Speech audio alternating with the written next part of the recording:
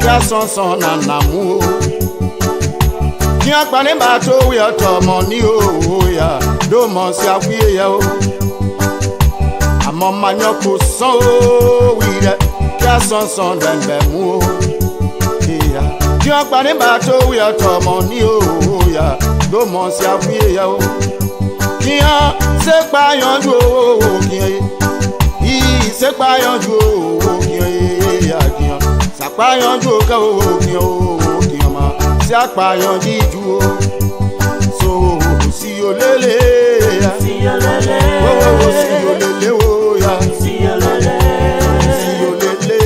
lele o ya si o lele yo si o lele amo manyo ko so wi ya son dan be mu ti an pa ni ba to wi atomo ni o abiyan mi do mo si awie ya o ki an se pa yan jiju o mama ki an se pa yan jiju o re son ke wo ki an ya ki an se pa yan ju o ki an ya ri money mo re to le se ma bembe son bi ya wuri manyo e abatoni ti passion memu o bobo ya wuri money mo re to le se ma memu piyo abiyan be wo kian. Again, welcome to Tough Talking Thursday. Ever since the Liberian Civil War has been over and we have what we see as peace in the country, there has been a question of what should we do to our warlords? What should we do with them? Well, we had a TRC at the end of our conflict, and the TRC made some recommendations. Those recommendations have since not been implemented. So every time, every election cycle, the questions always pop up. What do we do with our warlords? I've heard a lot of things that should be done to our warlords. Some say, well, all of us are part of the world, so just let's forget it. Let bygone be bygones. Some say, well, leave them with God. Doing anything with them will not bring our people back. So just leave them. Some say, let's forgive and move on. You know, to forgive is divine. After all, Liberia is a Christian nation, we should forgive. Some say, prosecute them at a war and economic crimes court. Some say, let's name them, shame them, and they will feel so sorry to apologize. Others, ban them from participating in any public office or holding any public office for 30 years. Some say work with them, but keep them in the background. Don't make them the face of your government or your campaign. Some say, let's do something else. Some say, let's do nothing. So I have heard it all. Tonight, we want to kind of look at this question more. And this is on the heels of a war crimes code issue. Warlords has come back into our discussion, especially after Mr. Cummings made his appointment of his team comprising with people that have ties to warlords or the warring factions. Also, Mr. Cummings, in his exchange with President Weah, accused him of supporting a rebel faction. And so, what do we do with warlords? How do we move on from here? Tonight, I have Mr. Ekina Wesley. We call him Comrade Wesley. He's a member of the Liberian People's Party. He is not representing LPP tonight, but he's here as a panelist on Tough Talking Thursday. Comrade Wesley, welcome to the show. Thank you very much indeed, Dennis. It's a pleasure to be back. I want to also welcome Blow Jade Nation. That's our Choppy Charlie. Choppy is a born-again sedition. He is not representing CDC tonight. Choppy, welcome to Focus on Liberia. Tough Talking Thursday. Yeah, baptism, you know, put me in born again. Hey, that was good to be here, and I say hi to the fellows out there and to your listener. Thank you. I also want to welcome Mr. Jonathan Tayo C. Dolake. Jonathan, welcome to the show. Jonathan is a member of the Alternative National Congress, ANC. Tonight, he is not representing the ANC. Jonathan, welcome to the show. Thanks so very kindly again to this platform and the panelists, as well as the audience, for having a humble appearance here today. Last but not the least, I want to welcome our political analyst, Mr. Mohammed Sharif, a product of Waplo Institute in Kalipo, Kanweke. Mr. Sharif, welcome to the show. Dennis, it's always great to be here. Thank you. We want to welcome our viewers from across the globe. This is Focus on Liberia, and we're broadcasting from Atlanta, Georgia. Let's start the show with Comrade Wesley. Comrade Wesley, I've heard a lot of things about, what should we do with our warlords. I want to hear from you as your introduction. What should we do with our warlords and their accomplices, all those who have hands in the mayhem that attended our country? Dennis, I want you and Blue Jay Nation to cast your mind back when we were in Nigeria. And I want you to cast your mind specifically to this book that was in circulation, written by Dr. Alan Bosak of the Dutch Reformed Church of South Africa. He was a liberation theologian. He titled the book as "If This Is Treason, I'm Guilty." A subtopic in that book had to do with the reconciliation process that had hit racist South Africa. And this is what he said. He said, peace is not the absence of war. It constitutes the active presence of justice. 19 years on, we've just seen Edward Slanger, like the dozens and scores of people that appear before the TRLC process, giving reason anchored on military tactics, command structure. And when you follow all of those who made appearances at the TRLC, one point in time or the other, they were either justifying or giving us reason to believe that they either came as liberators. Who commissioned them as liberators? It's the $1 million question we have to ask some other time.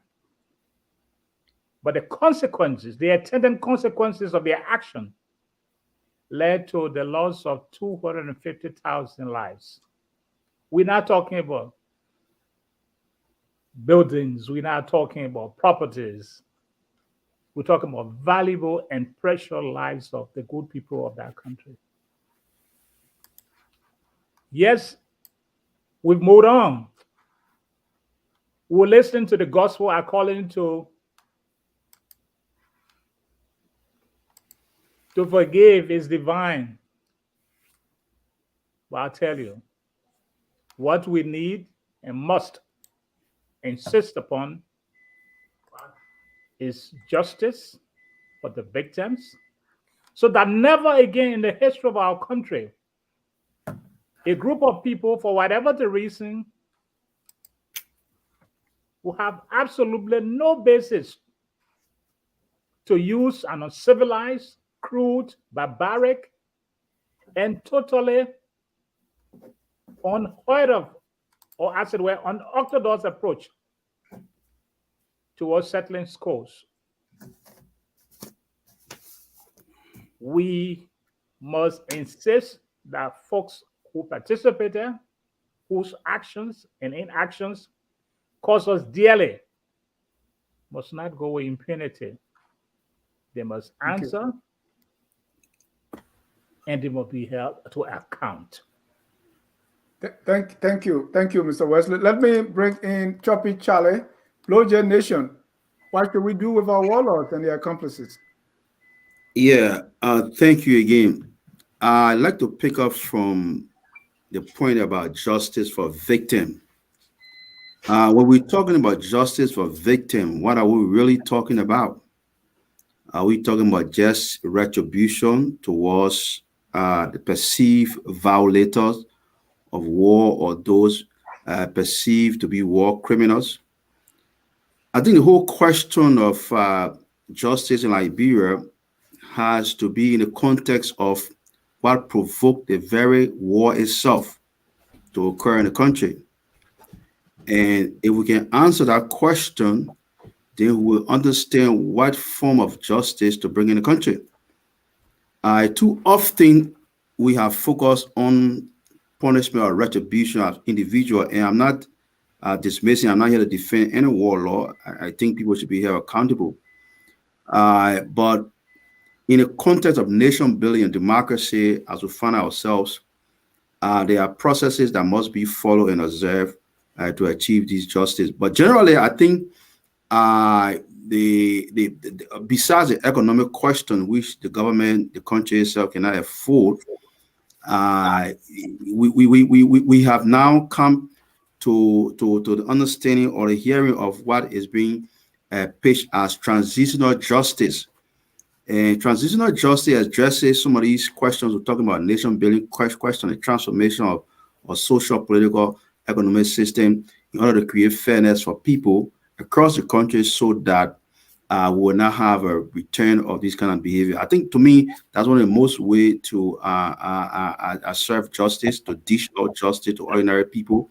And then we're also looking at the question of reparation for victims. Hold on, Mr. Charlie. Let me get your take on what should be done to our warlords and their accomplices. I'm not saying don't pay attention to what others say, but what do you say at this point? Well, like I said, I mean, I'm looking in the context of our experience, because at this stage, look, I have been an advocate for war crimes court, but one of the things we have to understand is that war or justice has to have what's part of the perception of fairness and justice. When there's no fairness in the judicial process, then the whole idea of justice is just not the whole notion of justice it becomes injustice. So from where we have other people have benefited from this process, for the TRC, at the time we had the opportunity to pursue these people and punish them, it did not occur. So I'm leaning towards the question of transitional justice. I think we should pursue that course. Well, what does that mean? What do you want to be done to the warlords? Transitional justice, of course, we still have a process of accountability. I mean, those who are warlords. Justice for warlords and their accomplices. No, a transitional like I said, the transitional justice aspect is not focused merely on retribution. It's a process of accountability, but a transfer over to rehabilitation, or what we're talking about, compensation, and other questions, not so much of a retribution. That's what I'm talking about. But that's retribution is still transitional justice, though. Exactly. I mean, I agree, it's part of it, but I'm saying the emphasis is more on you want restorative justice instead of retributive. Yeah, that's what I'm saying. Restoration. Yeah, I mean, I'm talking about restoration and other things. Thank you, because I meant to check you right now, because I was about to check you. That's a misunderstanding. No. I mean, let's go to Jonathan Dolake. Jonathan, same question. Yeah. Thanks again. I think the question borders on what should we do with our warlords and the people who help them to destroy the country. I think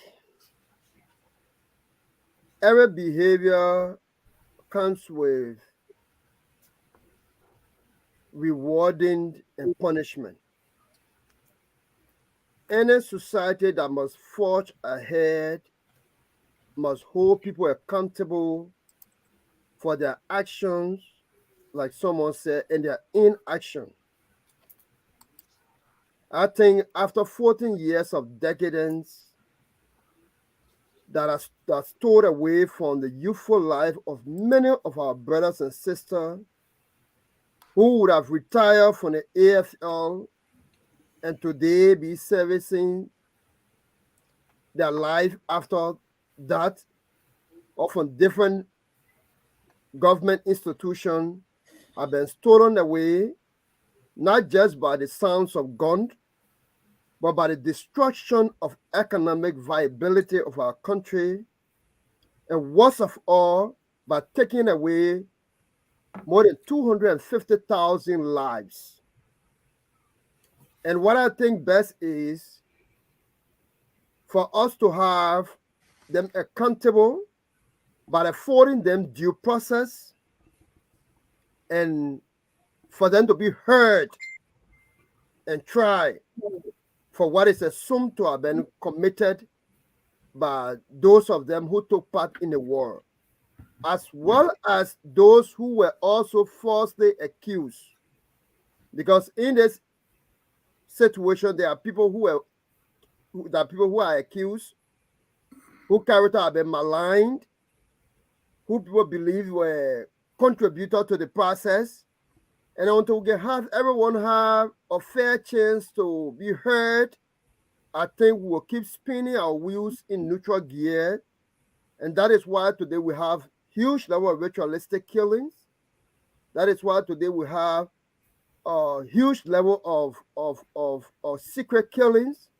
That is why people get away with things because they are not being punitive measure taken against people who have committed crimes. And I believe solely that we need to take take decisions to hold people accountable for the atrocities that are committed in our country. Thank you. Let me go to Mr. Sharif. Mr. Sharif, what's your take? What should be done to our warlords and their accomplices? Well, Dennis, this is an excellent point of discussion at this time in our history, or any other time. This issue is not going to go away.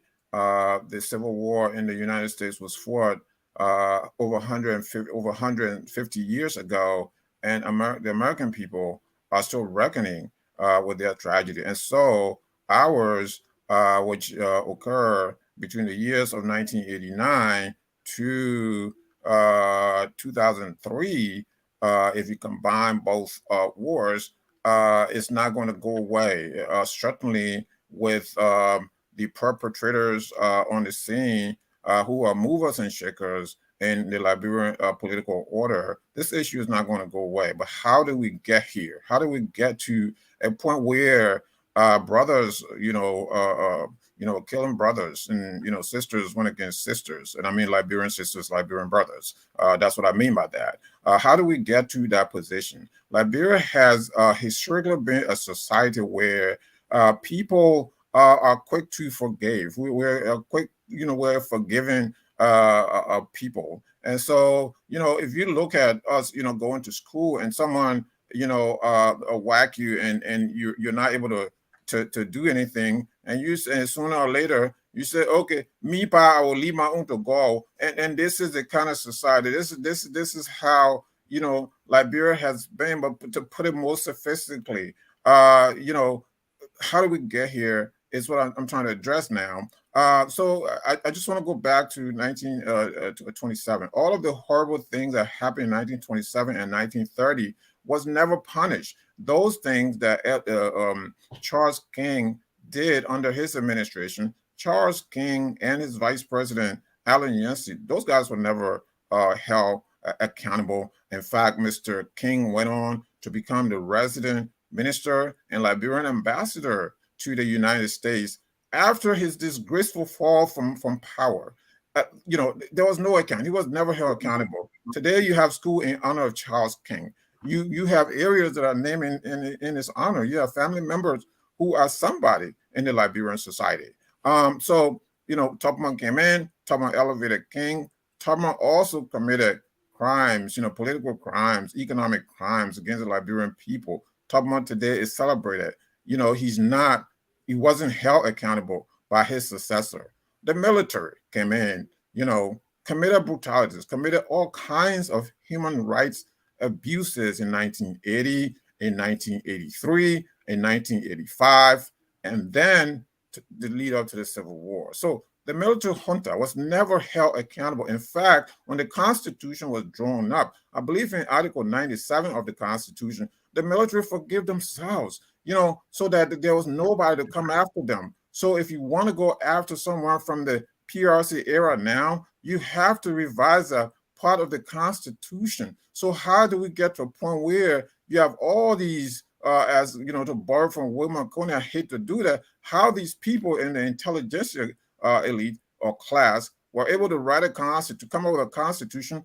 where they are forgiving people who committed excesses in the Liberian society. And so the lead up to the war, tensions were building, and there was stuff that went on throughout, the 80s, which led to the Civil War. And in the Civil War, Charles Taylor and his cohorts amassed the frustration of the Liberian people against the regime. In fact, they stole the aspiration of the Liberian people and turned the entire war into a very brutal affair where it was okay to kill somebody.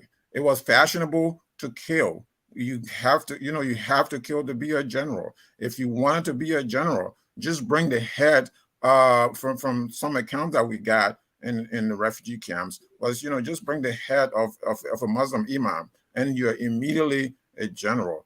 There was all kinds of atrocities. The moment Charles Taylor and MPFL got into Butuo, all the way to Kampli and Bakadu and Bong Mines and other places, there were all kinds of atrocities. And so to say that, people should have, restorative justice is fine.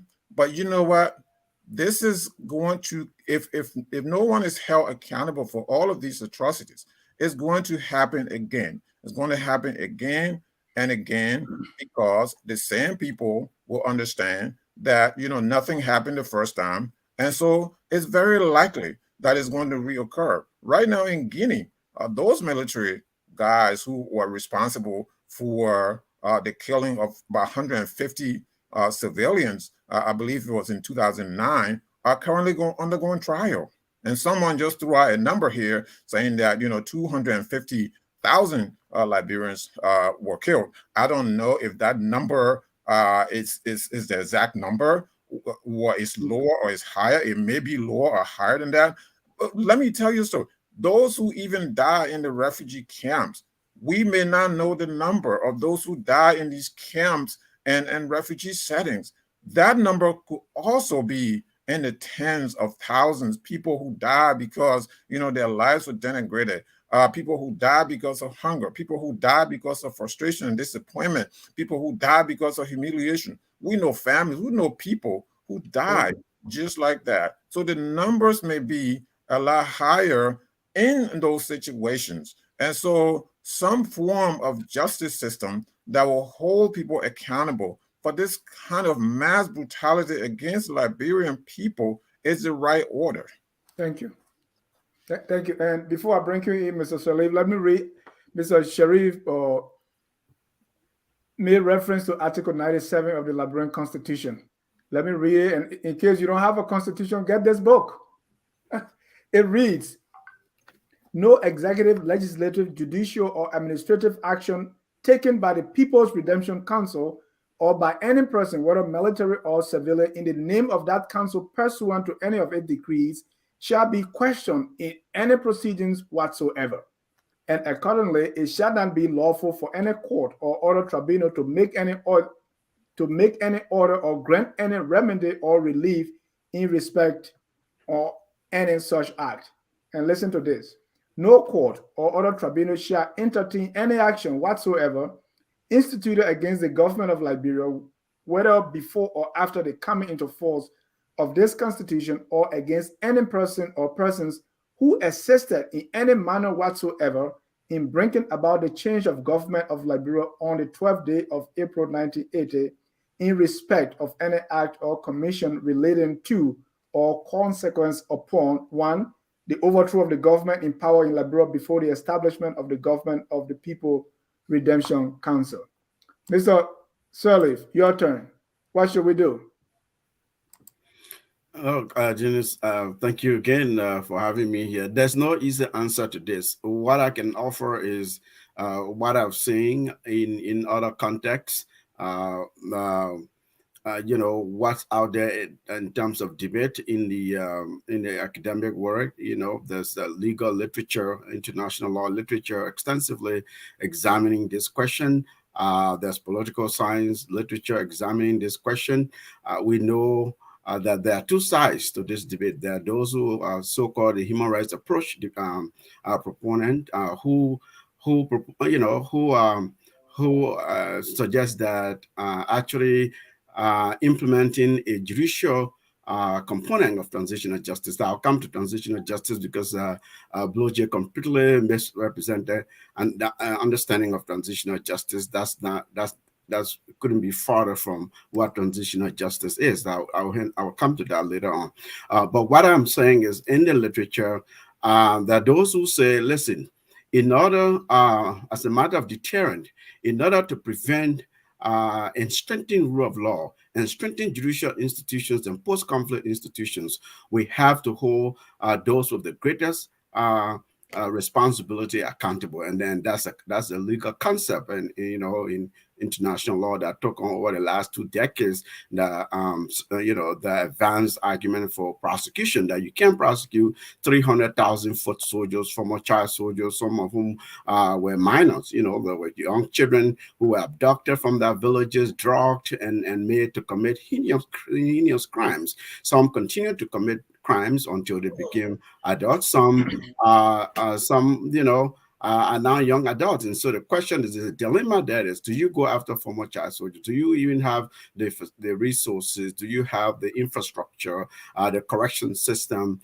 to put 30,000 people and try them and put them in jail? So that question has been settled. And no, you can't do that. So what you can do is hold those command and control who are the helms, who purchased, who commanded, who led, and who recruited and conscripted individuals to commit crimes against humanity, to commit egregious human rights violations as happened in Liberia. Hold them accountable. By doing so, then you are sending a strong message that this is now all right. So that's one side of the debate.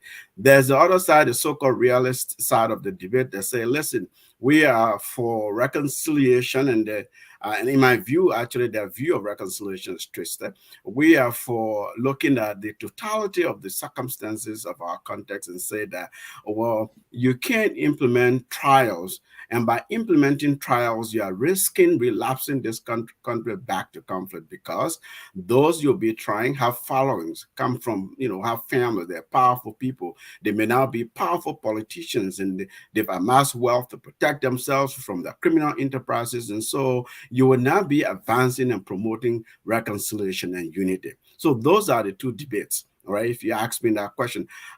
One final thing I'll add, based on those two debates in the literature, what we've seen is the context. If East Timor, formerly East Timor, now Timor-Leste, they established a process that implemented judicial and non-judicial mechanisms for holding individuals accountable. And the country is moving forward. We've seen in Afghanistan, the Northern Alliance, they said that, well, if you prosecute these people, we'll go back to war, and so grant them amnesty. At a conference in Bonn in Germany, they agree on amnesty. What do we see? We saw that actually the Taliban went to war, right? And what we all know what's happening in Afghanistan. There are a number of countries: Ecuador, Peru, Chile, Sierra Leone. We saw Sierra Leone establish a special court and so on. So I'm just laying the basis, and then I'll conclude by saying that transitional justice is various mechanisms and measures that move a country from a conflict and destructive path to a more democratic and inclusive society. There are judicial and non-judicial aspects of transitional justice. Some of those measures are what we popularly know, for example, Truth Commission, the truth-telling aspects. There's memorial, there's illustration, where you bar people from participating in the governance of the country moving forward for the rest of their life, or for a certain period of time, given their level of complicity. There's, restorative justice component can be a part of a non-judicial process. But then there are those who also advocate for trials, as I said. So there are both trials, judicial and non-judicial components. We see a number of countries around the world have established the judicial component, the criminal components, like tribunals, ICTR, the criminal tribunal for Rwanda and former Yugoslavia, in Cambodia with the Khmer Rouge. So there are examples, Iraqi tribunals we can talk about later in the show. Thank you so much. In other words, there's an easy answer to your question. That was not an easy one, but I'll take it. Right. So I know most of you are along the lines of justice, which we can define later. So transitional justice or justice being a war crime court, or if we want palaver, whatever method, is going to take time and process. In the interim, we know that every time people talk about war crimes, fingers are being pointed to Senator Prince Johnson or Representative George Boley. Now when Mr. Cummings appointed his team, people are saying, "Oh, these are the warlords.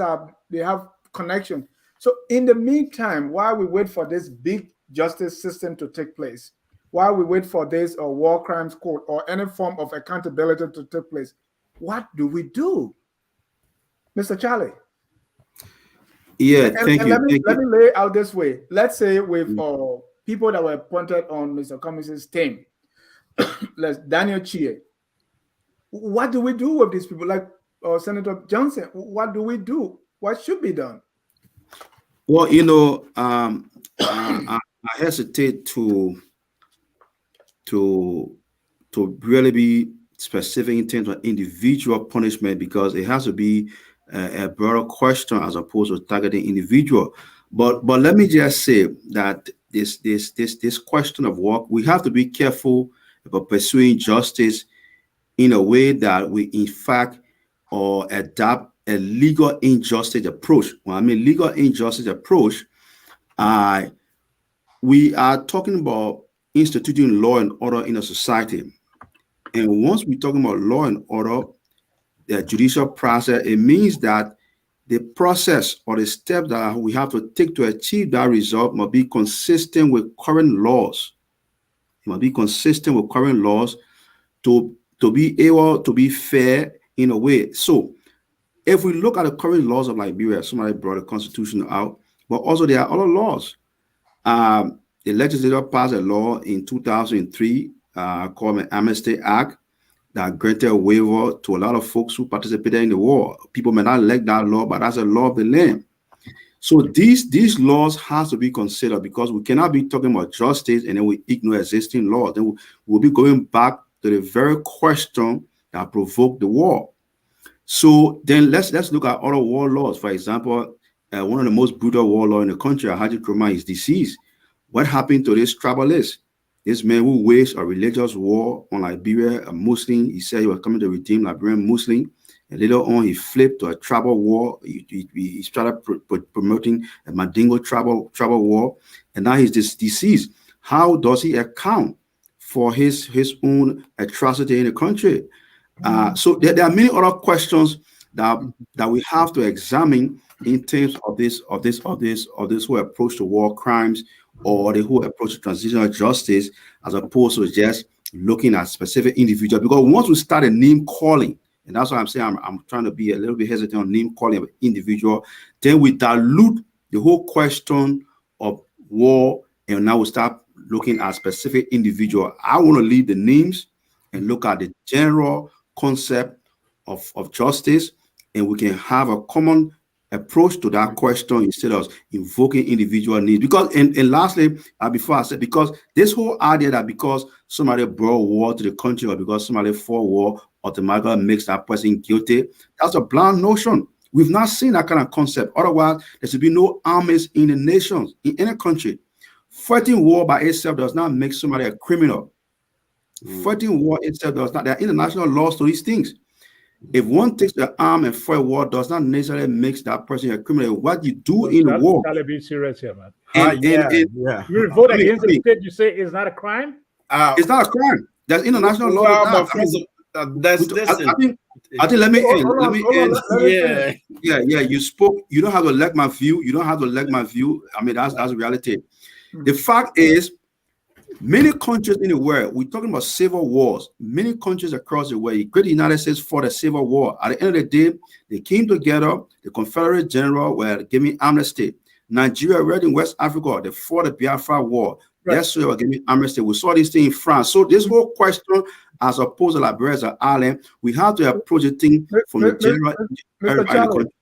Mr. Charlie, so when it comes to the Liberian Civil War, this is not. And you still, you're not answering my question, right? When it comes to the Liberian Civil War, individuals took part. So is it because we don't know them? So just let it slide, or what exactly are you saying? What do we do? No, I'm not saying that people should slap, but I'm saying that when we make our argument. Don't worry about what we're making it. What but that's a poison. That's a poison, and so we have to be able to take the poison out of the debate so that we can have a clear debate. Okay, because so let's say the poison is out now. What do we do? Yeah. So the general approach is: do we want some level of accountability? I say yes, there should be some level of accountability because and how is that level? How should that be? That level of accountability. How does it look like? Yeah, that level of accountability. I'm leaning towards the idea of transitional justice minus retribution. And how do we arrive at that? Because you can still have a judicial and non-judicial process. The idea of somebody going you can still have both. This restorative justice, how do we do it? Will we not call people names or how? No, I mean, but even before that time, before we can arrive at that restorative justice, what do we do as of today? Yeah, when we agree on a concept and agree what we want to do, what will be the process? The people, all of us, Liberians, when we agree on the concept, how is that going to be done? We now can find out who was involved and called into that process. But we cannot put a cart before the horse. Yeah, Charlie, when you say when we agree, Liberia has say 5 million. One morning, 5 million of us gather somewhere and agree, or how? That's how we talk about process, and this is where I talk about process. There are process we have, and that's why I say we have to understand that we're talking about building democracy and hardening due process. So we have to follow this process in terms of lawmaking, to reach these conclusions. To how do we normally make laws in our country to make agreement? We have to follow that process. I mean, we can't just be invoking sentiment. We can't be emotional about these things. I mean, I agree, it's very emotional, most of our heart. But we have to now look at these things, manage these emotions, because we're talking about stopping something from happening in the future. We can't repeat the same mistake of yesterday. You are not even willing to identify this issue. Let me go to Comrade. No, I have. I'm not going to call a name to say, let's go punish Prince Johnson or let's go punish John Doe. No, that's not a question. Mr. Wesley, what's your take? I mean, if we were to begin today, what do we do? Because the process, the accountability you talk about is going to take a while. But what I see is by the time you bring somebody closer, people I say, oh, no. That's a war criminal. That's an accomplice. So, and this question keep dragging on, right? So what is it that we're doing now? What can we do as of today? We made all the mistakes. We made all the mistakes in the past. We take responsibility for all of the excesses and all that went wrong in our country. But if this room agrees that there were mistakes, in order to prevent those mistakes from reoccurring, there should be accountability, then of course the imperative is to put in place those necessary instruments that will ensure that accountability reaches the fullest weight. And by that, those who bear the greatest responsibility must answer for their actions. How do we identify them? That's a good question. We have a basis. The TRC report is available to us. The governor of Liberia invested in the process. Our development partners invested in the process. It is a profound basis upon which we can make considerable progress. Mind you, the TRC report certainly outlines all of the historical insights as provided by our brother Ahmed. Those folks who should be banned from public office, the path of transitional justice, and just everything it takes to ensure that people are held accountable. And that's precisely what we should be doing. I cannot sit here and listen to my brother Choppy, who on the one hand will remind us that he was an advocate for War Economic Crime Code, and today he's backpedaling. Yeah, it's a lie, man. You know that. You can do that. I'm not backpedaling. Advocating does not mean no fairness. I'm talking about fairness. Hold on, Charlie. They called for a war economic crime court. When Chubby Charlie and his kind were toting casket between 2006 to 2011, calling for those who bear the greatest responsibility to face the war crime court. That was advocacy.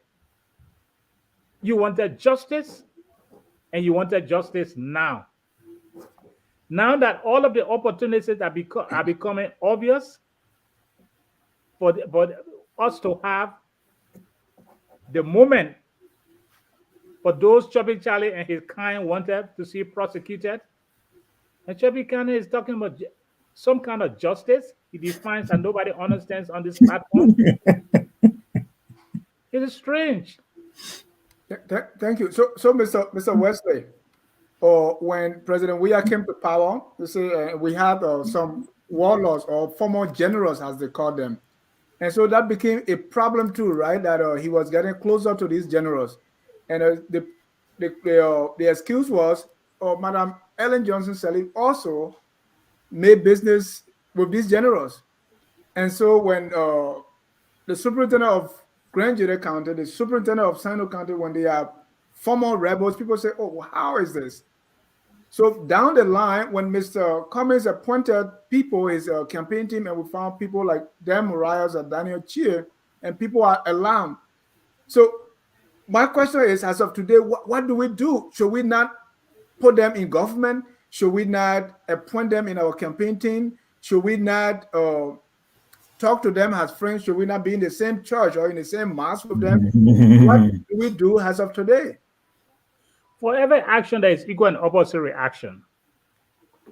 We had a war. We introduced the TLC process. People were shortlisted to face accountability. And from day one, I've said these people must be held accountable. They must face the war crime code. They must face the economic crime code, so that never again. Although I may suggest that people who experimented with the bygone be bygone, they ended up in the situation of war, like you have the Afghanistan. But those are different circumstances. Although we have to learn from them, we need to ensure that our people face the war economic crime code so that they pay for and be held accountable, and will not have to come back here to tell somebody, say, why Ellen was dealing with former rebels, why Charles Cummings is bringing together former rebels and stuff like that. No, we will not get to that point. Thank you so much. Ladies and gentlemen, if you are watching us, the question we are treating tonight, what should be done with our warlords and their associates? A, leave them with God. B, prosecute them at war crimes court. C, forgive them and let's move on. D, name and shame them and let them apologize. E, ban them for 30 years from holding public office. F, work with them but keep them in the background. G, do something else. Or H, do nothing. These are all things that I've heard, right? Mr. Sharif, we say, to start with, we have the TRC. The TRC is the basis. I want to show you what people have said about the TRC so that before we use it, let's start with our current vice president. Our country has gone through a very difficult process. There is still much left to be done. Our country is still not reconciled. I do not think a war crimes code for Liberia will be the best thing. We are a very small country made up of less than maybe 4 million persons. And the interrelatedness of the families are so tight. If you drag one person to court, the families that are attached, it will just have a ripple effect. That's the current vice president. At that time, she was speaking. Also, let's listen to one more person speaking on the TRC. amnesty to all factions in the Republic who fought in the war. So you cannot have war chronicle and amnesty in the same country. Amnesty for who? For all those who fought. Then you say war chronicle. Why you didn't bring war chronicle from Ghana? So if they could have been established it will not be established, so just leave that. It's a garbage. Don't even worry about that. But why you feel so bitter about the issues of war crime code? There are many listed names. No, I'm not bitter. But those who are talking about it, they are stupid. Because they don't have sense. They are stupid because they know there are legal instruments that prevent that from happening. But they turn it upside down. There are legal instruments. They are stupid, including Tewon Gonglo too. What are some of those? You know what? Mr. Sharif. Yes. So Dennis, so Dennis, the commonality between the people you heard, they all share something in common. They all are derivative of the MPFL, and so also what you hear from Choppy Charlie tonight, and what you've been hearing from him on this platform, there's a synergy in his ideology with the MPFL. So I'm not going to call him the worst that Liberia has, but I'm going to say that he's speaking to a particular group of people with a genocidal ideology. So people like that, and and Fode Sanko mentioned something, right? Fode Sanko said, we all in Saloon are responsible. Everybody who took arm are responsible. Everybody who live here are responsible. Lies. My father is not responsible for the war. My mom was a traitor, a trader, a businesswoman, is not responsible for the war. These people try to muddy the water so that, the whole thing, by the time you talk serious stuff, it will be diluted. So what Chuffy Charlie is doing, he said, someone Kromah tried to bring, Muslim war and tribal war. So Chuffy Charlie really, to me, is speaking, his thoughts and his ideology is more in line with the NPFL. Look, Dennis, I will tell you this, right? I'll tell you this much. In 1989, I was I was on my way. I was with my cousin in Ganta that day in December, and we had no idea that something was going on. A week later, the government informed the citizens. Can you imagine? Samuel Doe came out a week later after denials that there actually was an incursion at the border. So we were right near the scene of the incident. A week later, after December 24th, so Christmas Eve, a week later, these guys went to Compley in Nimba County. They hit Compley on January 1st of 1990 and massacred hundreds of Mandingos, put children in wells, burn Mandingo-owned houses. And on January 7th of 1990, the MPFL, of course, the Charlie supposed now, they came back again in January 7th of 1990, committed more atrocities. Mr. Sharif. 1 second, Dennis. 1 second. Yeah, I get that. I want to hear now. What can we do? Do we keep these people at arm's length? I have listened. I sat and listened to Choppy Charlie say what he had to say, and I will come to my point. And the same group went to Sanikoli, committed more massacres, all over Nimba County, and in Lofa County as well, and other places. Everywhere that Mandingos congregated, everywhere that crowns congregated, just because Samuel Doe was a crown is not enough to say, the best crown is a dead crown person. These were the things that the MPFL was saying. The best of the crown people is a dead one. The best of the Mandingo people is a dead one. This is not something we should be promoting. In fact, our brother's ideology is so abhorrent that, it is very hard to listen to him, quite frankly, right now.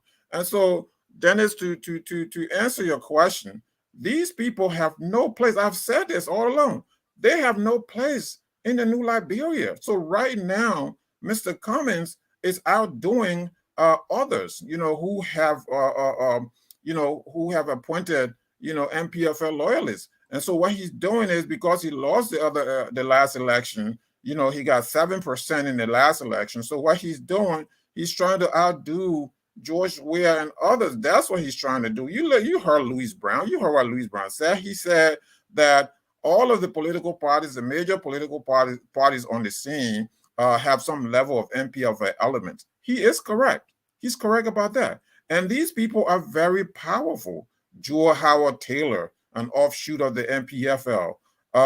You know, Louis Brown, an offshoot of the MPFL. Toga McIntosh Gateway, those guys, you know, Ben and Ayura, those guys are offshoots of the MPFL. They are very powerful. These people stole our money. Besides killing our people, besides looting our country, they stole all of our money, and now they are wealthy. And these are the people that Choppy Charlie is supporting. And lastly, Comrade Wesley mentioned a point that back in 2006, Choppy Charlie and others were carrying caskets on their head, that this is a casket of Ellen Johnson Sirleaf. Shame on these people now that they're not doing the same advocacy. You know why he started that in 2006? 1 second, I'll just finish now. You know why he started in 2006? It's around the same time that Charles Taylor was arrested. So once Charles Taylor was arrested, Choppy Charlie's advocacy then was that, well, everybody have to be involved now, because it was not right for him, in his eyes, it was not right that Charles Taylor had to go to jail and Charles Taylor had to be incarcerated. So that has been his fight. So 2006, 2007, and 8 is consistent with the time that Taylor was arrested and tried. Duly tried. He got the justice that he deserved. He got the justice that he didn't give to tens of thousands, hundreds of thousands of Liberians. And that is the right thing to do. Thank you. Let me go to you, Jonathan. Let us not forget that in the Liberian Civil War, according to the TRC report, we have these numbers of violations. The MPFL, the highest, 63,843. LURD, 18,797. I mean, LURD that just came constituted 12%. The Liberian Peace Council, 116,000 plus. The government of Liberia, Malaysia, 12,000 plus, and the list go on. So the war in Liberia, there were so many violations, destructions, and so it's not something that we should be taking lightly. But the war has ended. We have peace now. It's been 19 years. What do we do with these guys? Do we bring them not too close, a little bit closer? Do we put them in the doghouse and forget about them? Do we exclude them from politics altogether? Or what do we do? Current as of today, even while we wait for the justice that you talk about, Jonathan? Thank you so very kindly. What I did not see in the TRC violation listing is I did not see the number of atrocities that were committed by the People Redemption Council. Those people who took people and put them on poles, shoot them to death, even when they were dead, still stood on their body and vandalized their homes, which precipitated the entire 14 years of decadence. But importantly, what can we do with those people? And we got to be practical about our country. We need justice. We need people to answer to what they did before. But we also need to ascertain as to the interaction these individuals are having with community life and what have been the impact. Are there people who committed those atrocities and are still in a violent mood and still demonstrating in public glare that they are capable and ready to do such a thing? Yes, I believe. And one of such individuals is Senator Prince Johnson, who has now labeled justice to have limitation of war crimes or crimes that were committed against humanity. One of those persons I see is Kai Fale, who went on rampage trying to use thought and bringing back the old memory days. Another person could be General Power or Siafa Noman, who in recent time under the garbleship of George Weah was mobilizing thoughts and ex-generals with the help of McGill in order to go against opponents in the opposition. When you demonstrate your life in such a manner, then it reminds us clearly that there's a need for justice, there's a need for accountability, and there's a need for people to be heard about what they did.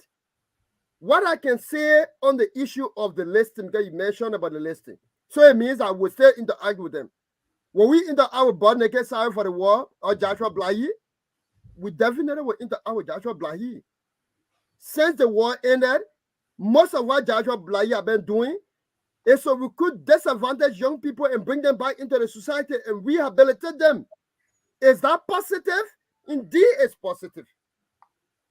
We go 19 years since we signed the peace accord. What has been the role of Louis Brown? Has he been an equivalent to Kai Fale, who a son of Grand Jida went missing, or logistician who worked for National Elections Commission in Grand Jida County, Liberia, gone missing? The representatives are going to the studio to discuss about it. He moves into the studio and fight the internal affairs minister along with the representative because somebody are gone missing and should be accounted for. Can he compare him with Louis Brown, who have been working since the war ended? No.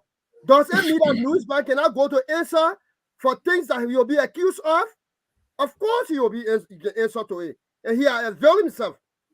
What we can finally say about this issue of war crime is that my brother Choppy Charlie have labeled the late Kuma, may his soul rest in peace, have been troubleless and placed a sinister motive and say all of the things that he did. I'm not justifying Kuma's participation, but he cannot select in this issue of justice.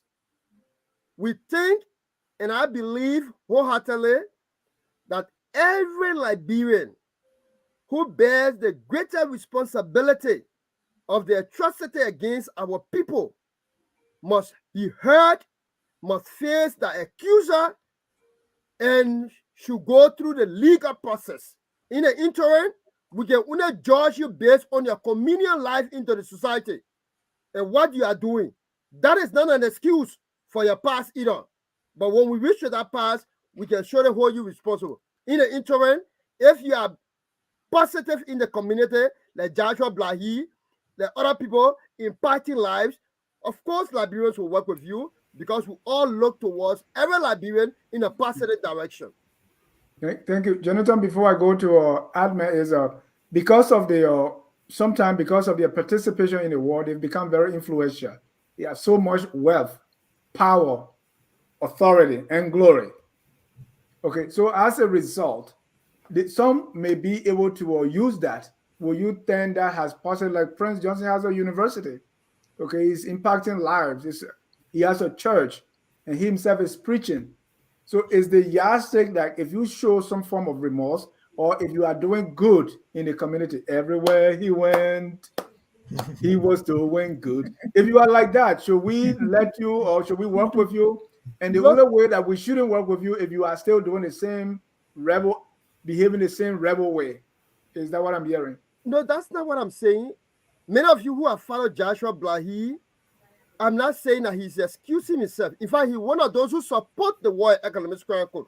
Yeah. What I'm saying here is that if Prince Johnson resists the War Economics Code, of course, there's an obvious reason. If Louis Brown accepts the War Economics Code and Daniel Chia, of course, you should know that they want to face in the accuser. So who do you support in this process? I'm not finding excuse for those who support us currently. That's not what I'm saying. What I'm saying is that those who support or those who intend to support other people should not resist the War Economic Crime Code establishment in our country. Yeah. Neither should they get involved into the past that drag us into our ugly recent past. Instead, they should join Liberians in the forward march of our country and be practical about it. So, let me go to Mr. Salif, who is I see you smiling, Mr. Salif. You're thinking all the transitional justice and everything else.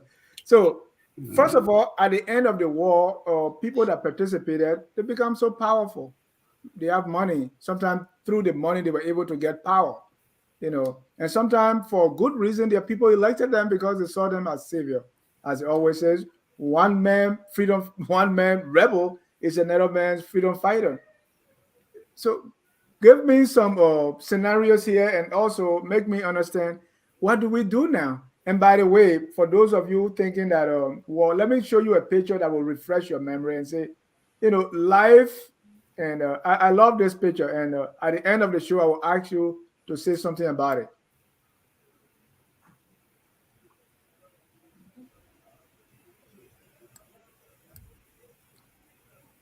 You recognize anyone in that photo? Well, maybe a few. All right. Okay, let's talk transitional justice. I brought that so that you're not being so tense. We recognize a lot of people. Thank you. Right.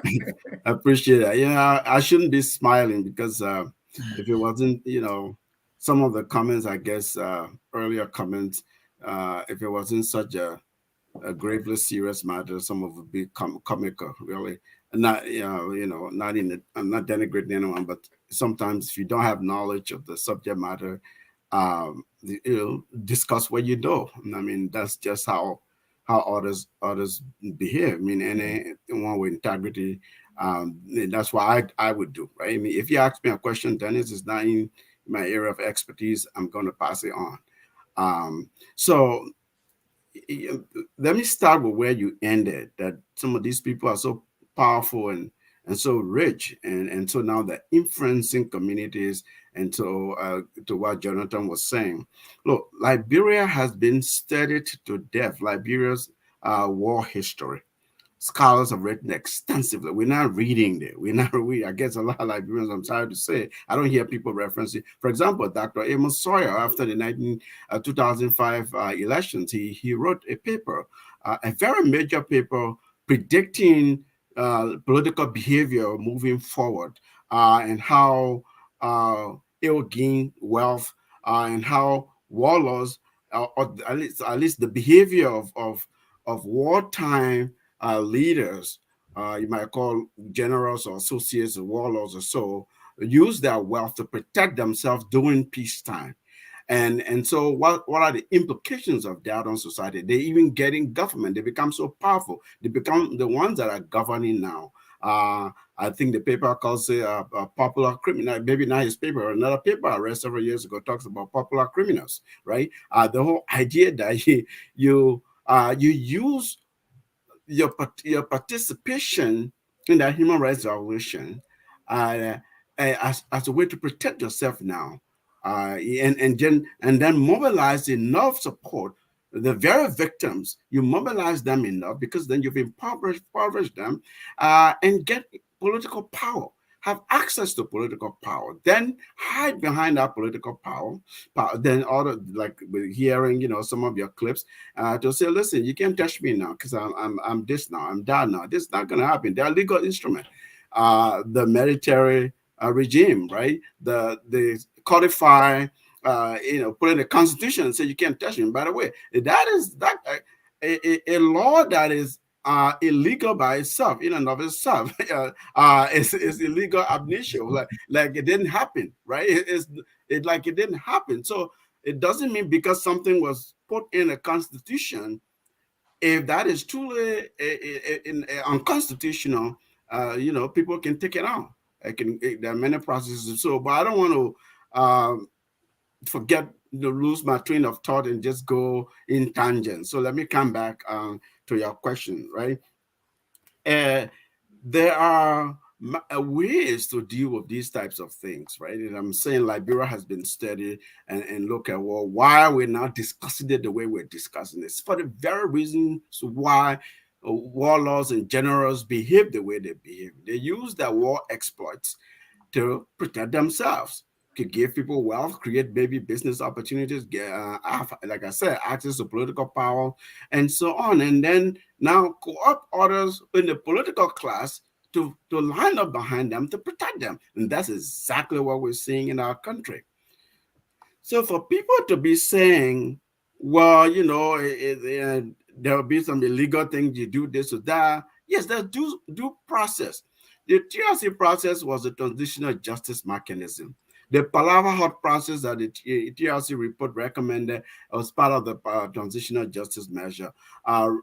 Reparation, lustration, these are big terminology. Lustration simply means, like I said, like President Shirley was lustrated, lustration was recommended for her for how many years not to participate in civic affairs. So it made her angry. That's why she shoved the TRC report. I met somebody in New York who said to me, one of the major supporters who really admired President Shirley by the time, and she said to me, well, but the commission just ruined everything. So what do you mean the commission ruined it? Oh, they named the president. That's unrealistic. So, you're suggesting that because someone now has certain political power, we ignore their complicitness, we ignore their role they play. I am not that type of person who will argue that position, all right?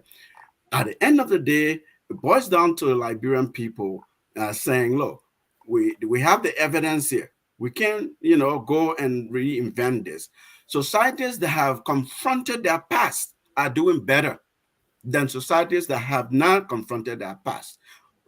Whether it's measures that name and shame and hold people accountable in some manner and fashion, those societies are moving forward. Rwanda, for instance, after the genocide, why did they institute and implement the Gagacha process? Like I said, they couldn't, deal with all the genocide participants, right? But they created avenues where you help people accountable. You name them, you shame them, they did something, gave something back to the community, and then you deal with those with the command and control responsibility. That's why you have the ICTR, the International Criminal Tribunal for Rwanda, for that specific reason, right? Similar for former Yugoslavia and other countries that I've named. So the point I'm making is this has been studied, this kind of political culture, what happens post-conflict, what do the role of wartime so-called leaders and people who participated during peacetime. So you made a comment, Dennis. You said, now we have peace. I actually, do we? You said, now we have peace. What do we do with these people? Do we really have peace? We have fragility. This country is very fragile. Somebody will start, like you said, I don't want to, start naming name, because naming name itself is another is another accountability measure that I don't want to dabble into that. But people have been named in the TRC report and given due process in terms of evidence collection, in terms of having invited them to come and speak to those evidence. Some of them did, some refused to do so. So to suggest that no measure of due process has taken place, that's not accurate. To suggest that these are all mere allegations, that's not accurate. So, again, individuals, you can follow them because now they're powerful, they have resources, and co-opt them, hire them, or even recruit them on your political team, on your political organization, because some of them, are in government, some are elected officials, that they're all Liberian citizens. Our country is a small country, I always say. Granted, that doesn't absolve us from confronting our past. We have to take that TRC report and say, is this the basis we want to go by? What do we want to do? We haven't done that, Dennis. So we're putting the cart before the horse by saying, what do we do with these people? The answers are there. The mechanisms are there. The framework are there. Others have studied our context more than we have. And we're not engaging with those studies. And that's quite unfortunate. Liberians, we can't just be quick to say, let's just move on, just forget about this thing here.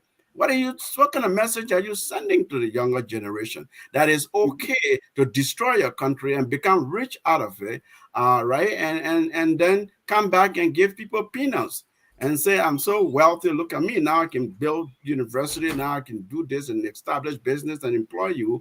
We have not confronted our past. However difficult it is, those countries that have confronted theirs are doing better than those who have ignored the fact that they ought to confront it. Thank you. And I'm underlining that word ignore, and let's see whether that's really ignore. Let me go to Mr. Wesley.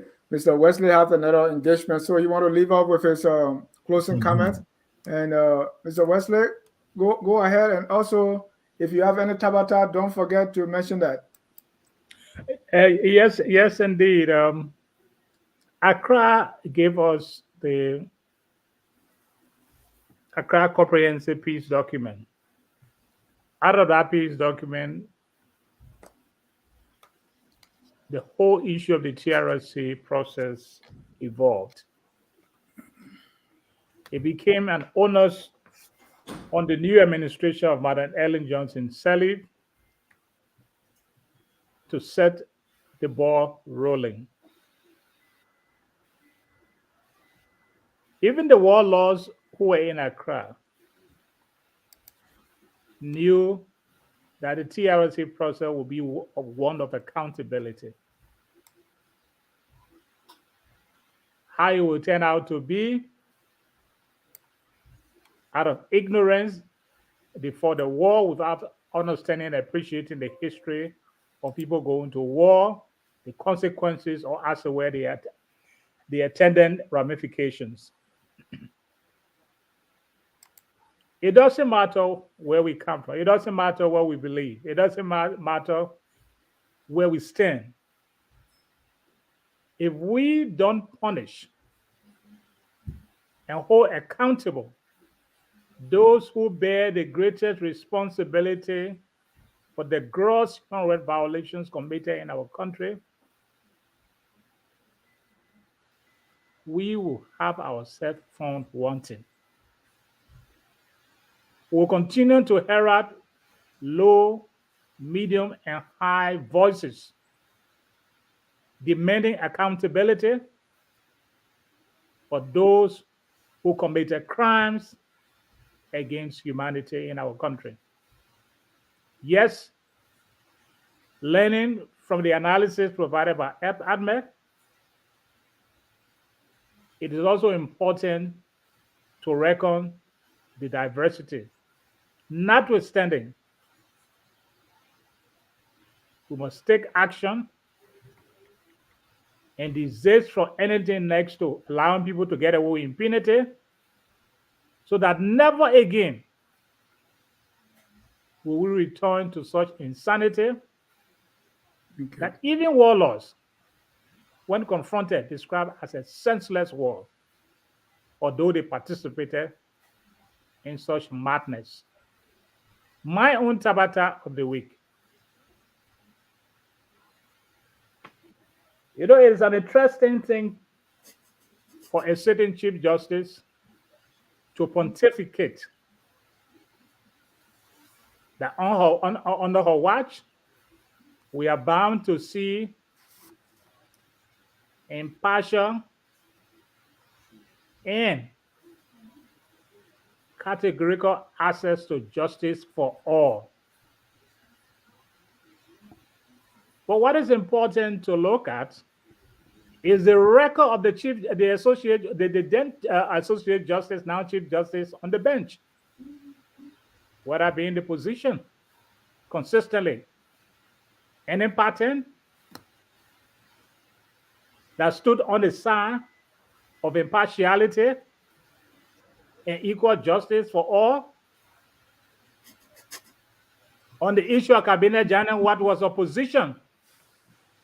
Where was impartiality? Where was equal justice for all?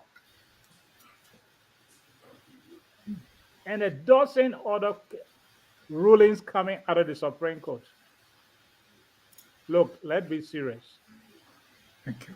Not before the camera should we have people trying to make mockery of the judiciary in the name of impartiality and equal justice. Until otherwise proven, that ludicrous comment coming from the Chief Justice happened to be my Tabata of the week. Thank you so much, Mr. Wesley, and thanks for joining us.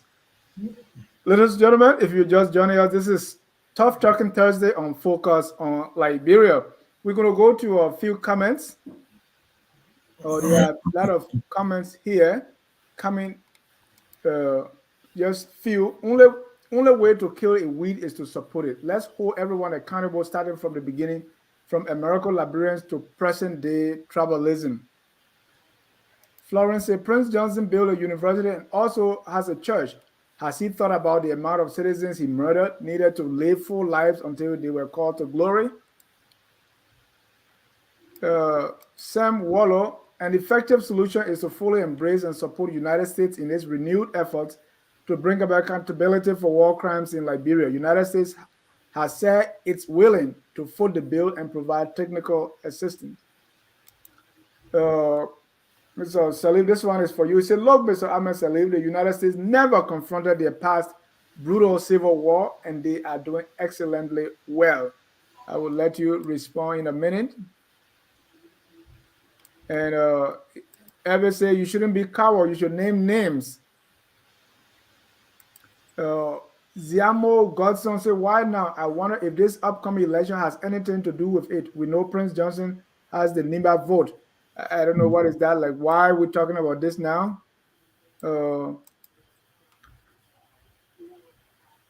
Kofa Jubilee said, we already awarded them with public offices by electing them as senators, representatives. Many of them were appointed as ministers and directors in the past.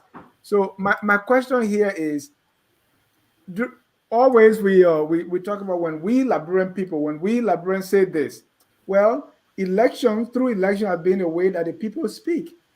So if the people are electing warlords like Charles Taylor, or someone who financed the war and admitted doing that like President Sirleaf, okay, if we are consistently electing these people, if Prince Johnson, for instance, is the kingmaker in Nigeria, is a senator, two-term senator, our vice president is the wife of a former warlord, and we have all these appointments. George Bole is in the house, or before that there was Zoe Penno, there was Adolfo Dolo, Pepper and Salt, and the list goes on. Does this mean we are okay with these guys? We are acquiesced, or is it like we are letting bygone be bygone? What does the result, or what do the election results tell us about our reaction to the war? Choppy, what do you think? Thank you. I hope I could give a little flexibility here with time. I just wanted to respond quickly to some of the comments, and I don't mean to Ahmed. I'm going to spare the personal jabs. I think when we come on this forum, we should respect the views of another person. Hold on, Charlie. Yeah. Someone corrected me here. He said Dolo was peanut butter, not pepper. And so yeah, you are correct. Yeah. So to attack me and label me as an MPFL, suicidal, genocidal character, and all these other names, all these bluster, I don't think they represent the kind of discourse we want to be having here. People should speak to the issues. I'm not going to respond in kind, but I just thought that such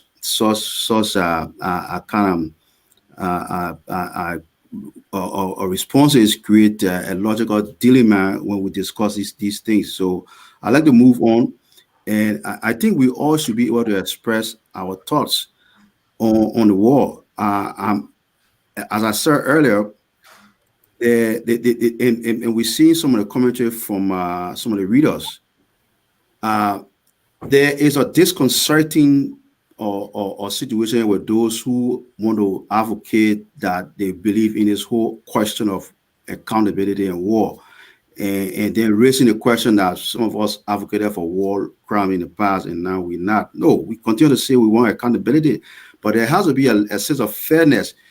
Those who rejected the whole question of this persecution cannot come back after they have benefited from their own objections and then pretend now that they are out of favor with the whole process and want to claim. You can't have it both ways. So there has to be a level of process that has to respect the real full due process, and that is where we are coming from. We're not suggesting, and then this whole idea that we cannot call name of other warlords, and once we call those names of other warlords, it will provoke emotional responses for people to be so angry and try to wage a personal attack. I think again it's disconcerting. Look, I'm going to insist this, and that's why when we're having this debate, we have to forget about the personal jobs. We want to discuss about war crimes and punishment for war laws. Let's discuss it in a general sense of punishing war laws. But when we get on a stream or trying to call one person name as a means to purchase sympathy, kind of logical fallacy way of gaining popularity, then people gotta respond to, because it is not just one warlord that committed crimes in Liberia. There were other warlords who were equally brutal, and they committed heinous crime. They harmed other people, they hurt other people. And it was not just one group of people that was hurt in this war. We were hurt, I was hurt, my family was hurt. I still have a best scar from the war. I still bear scar from being brutalized from the war. So are you telling me my own opinion is not important? Somebody else's opinion is more important than my opinion? No, everybody's opinion is equal. So when we come to discuss this question, let's focus on the issue instead of to pretend that one person hurt is more important than another person hurt. So back to this question. We need accountability. We have not said that there will be no accountability. How do we achieve that accountability is the question that we are discussing. And we have said there are a lot of things that have to be considered. In the phase that we have transitioned, we have moved away and other people have now benefited. The TRC that I keep hearing people talking about, it is not a verdict. The TRC report is not a verdict. When we talk about illustration and other things, there's nothing in that TRC report that is a verdict. It's not a quote. The name it says very clear recommendations.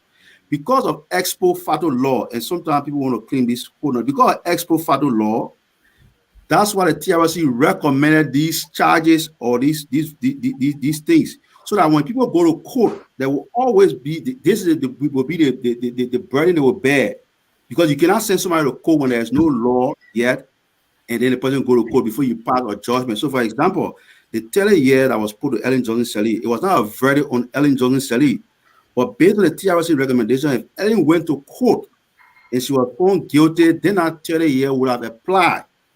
But the 30 year could not apply in the absence of a court. So people need to read this document. And if you want to dispute it, the TRC recommendation is not a verdict on anybody. Call the TRC Commissioner, Jerry Verder, not the TRC Commissioner here, and read the document. It was never a verdict.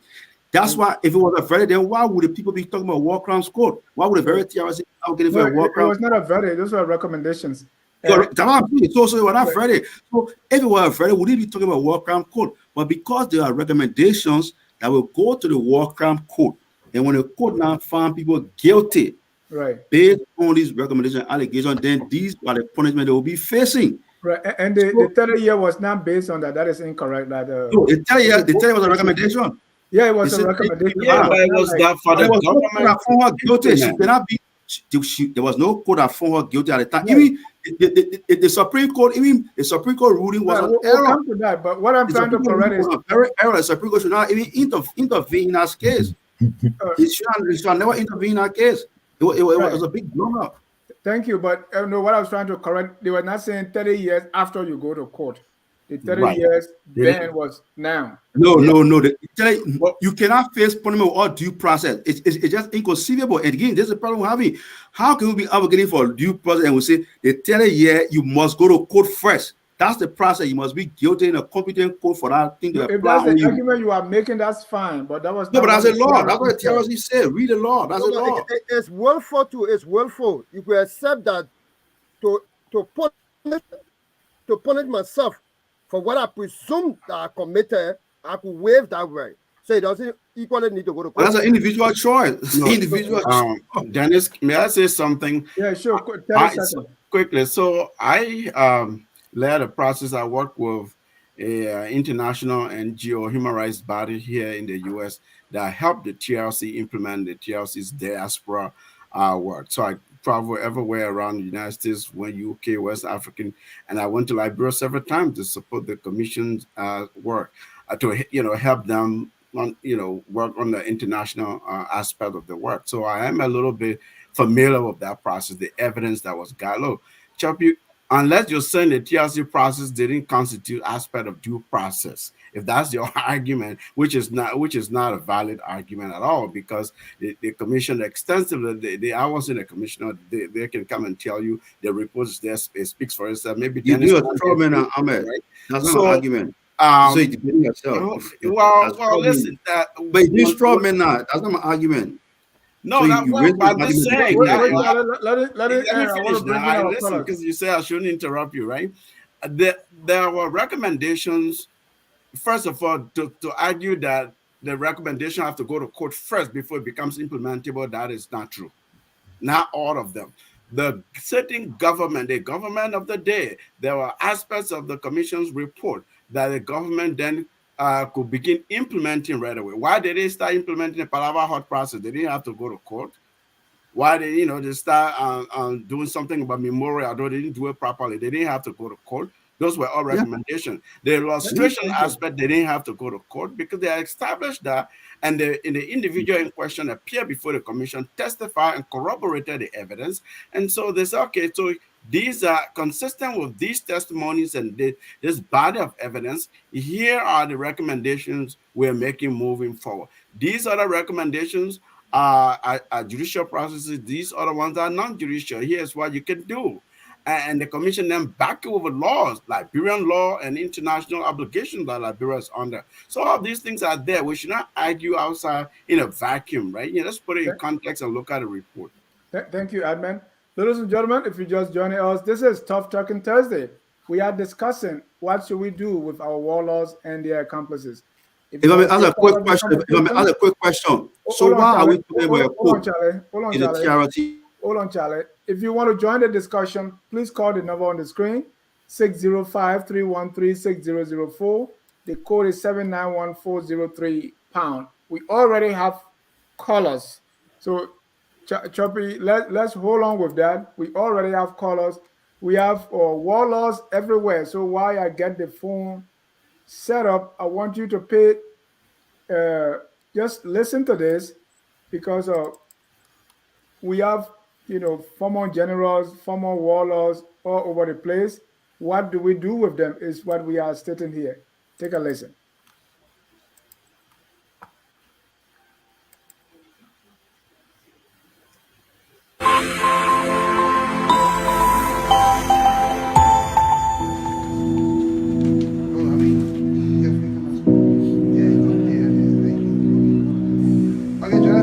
Rolling. I put it stop that. Oh, we put us down. You put your phone silent. Yeah, for one side, please. Go into the Russia. Okay, let's go. Where are you from? Yeah, what's it? We are former generals from the former factions of our republic, specifically the former GOL law, model, and members of the ex-combatant public. We call a group of journalists concerning past allegations that was being regulated on the national by specifically Honorable Yage Koruba and Henry Costa implicated.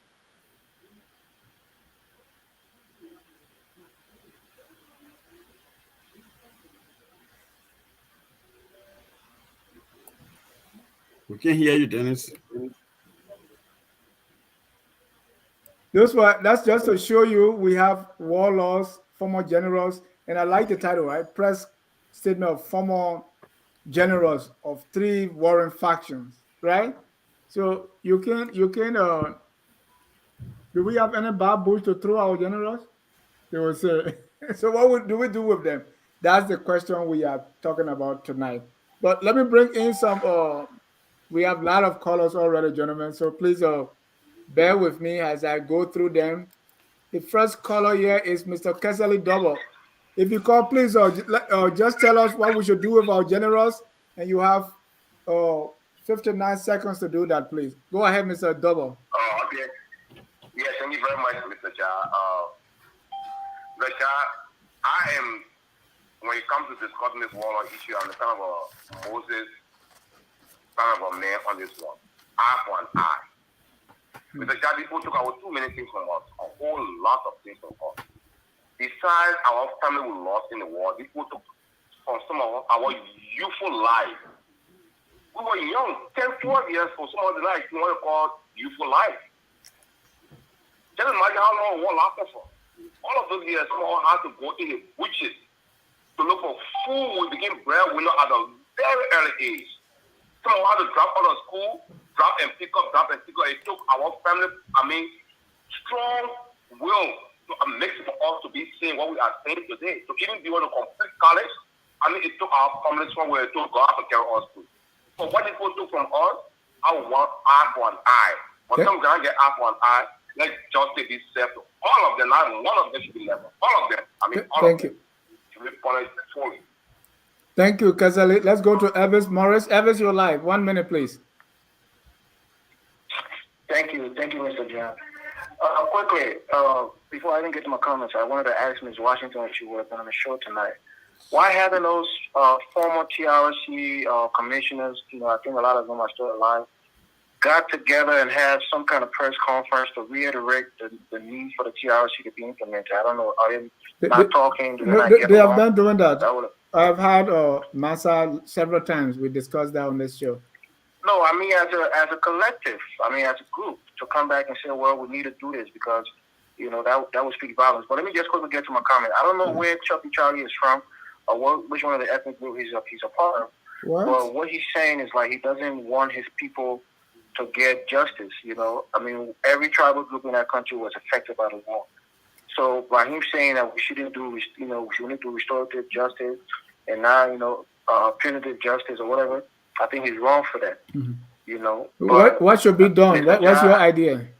I told you my two options were E and D for the question that you posted. They should be banned for 30 years and they should be punished. They should be charged and have the ability to face court. And for some of them who die, they can do it in America. We should put chains on their grave. So even in death, let people know that they were bad people. We should put chains on their grave.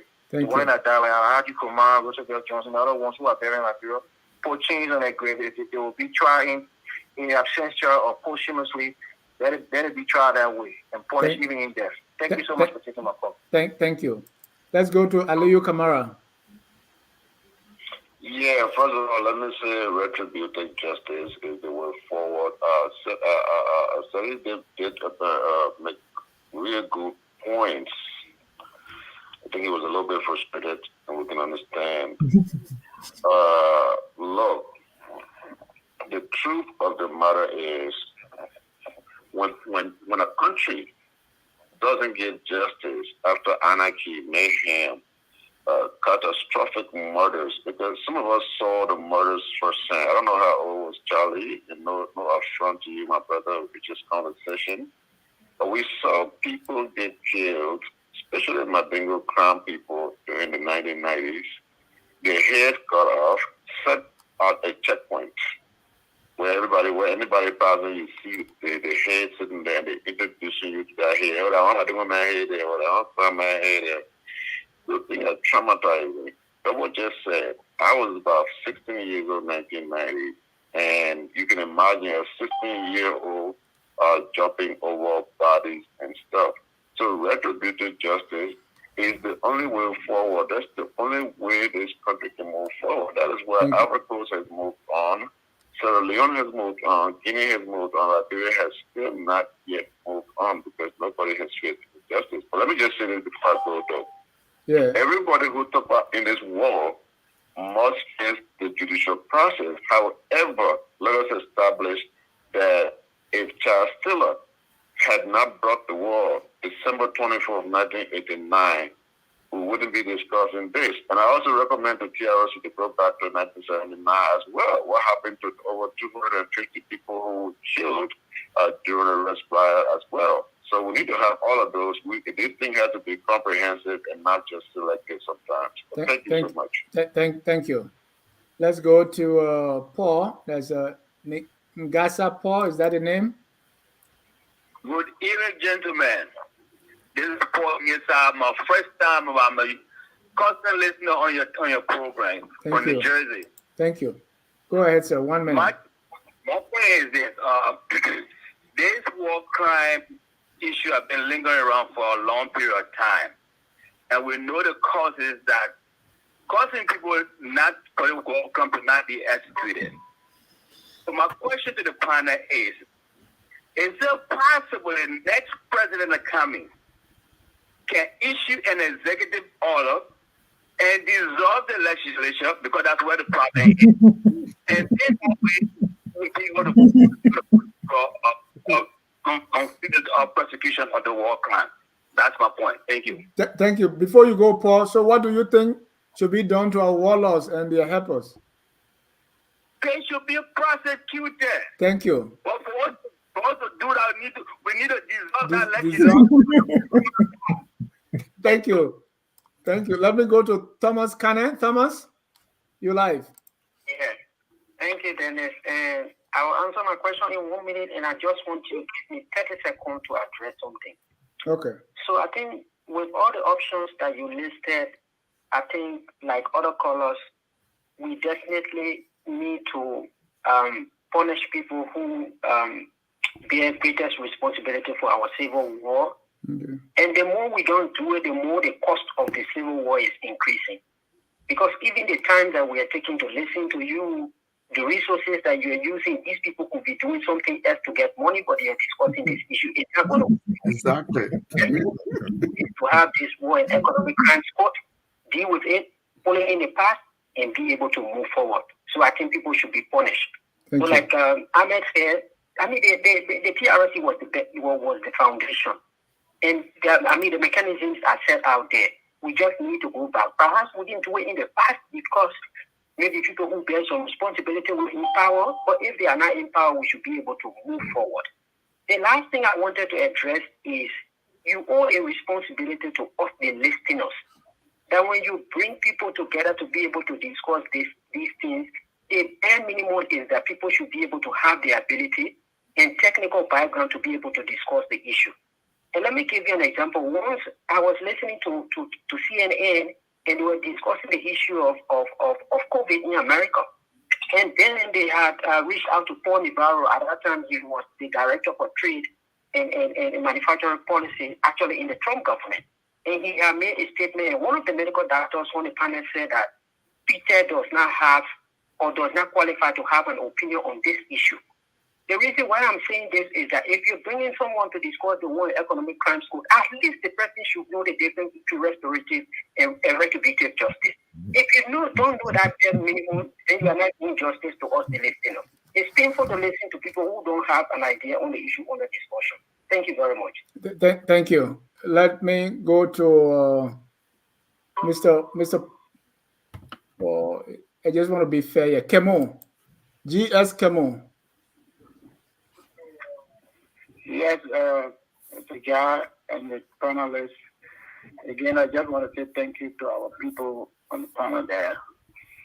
Mr. Ahmed, Joloke, Mr. Wesley.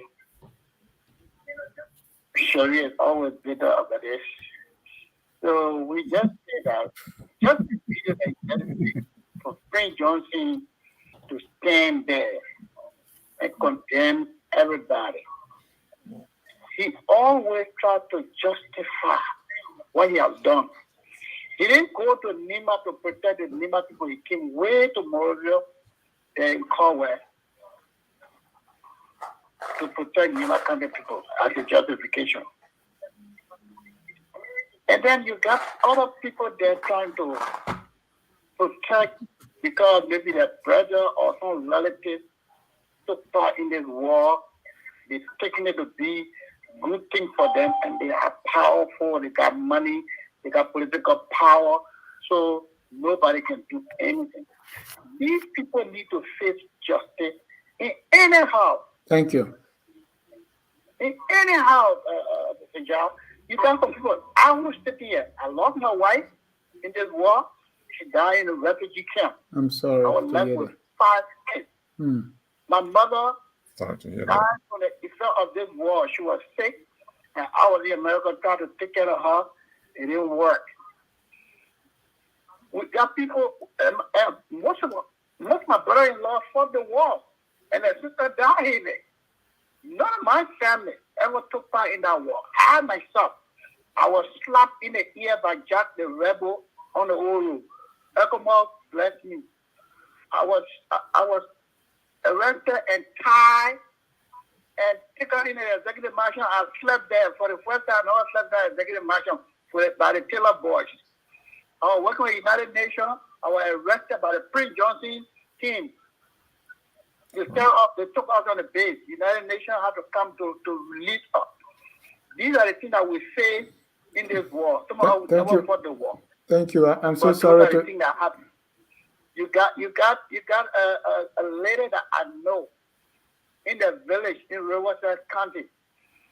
Roland Duo went there and took 35 people, men, and killed all of them. That lady does not have a father. She does not have no uncle from her father's side. She was 11 years old. She still lived with her mother died after that something. She still lived with it. People are fighting. But other people just thinking that they're enjoying from it and they get power. Besides, I was like, what a mess. Only Joshua Blythe can come out to ever came out to say he's sorry for what he has done and he's doing what he's doing. But the other people are justified. Thank you, Mr. Kemo. I'm sorry, man. People need to face something. Thank you, and I'm sorry for your loss. Thank you. Let me go to Mr. Paul.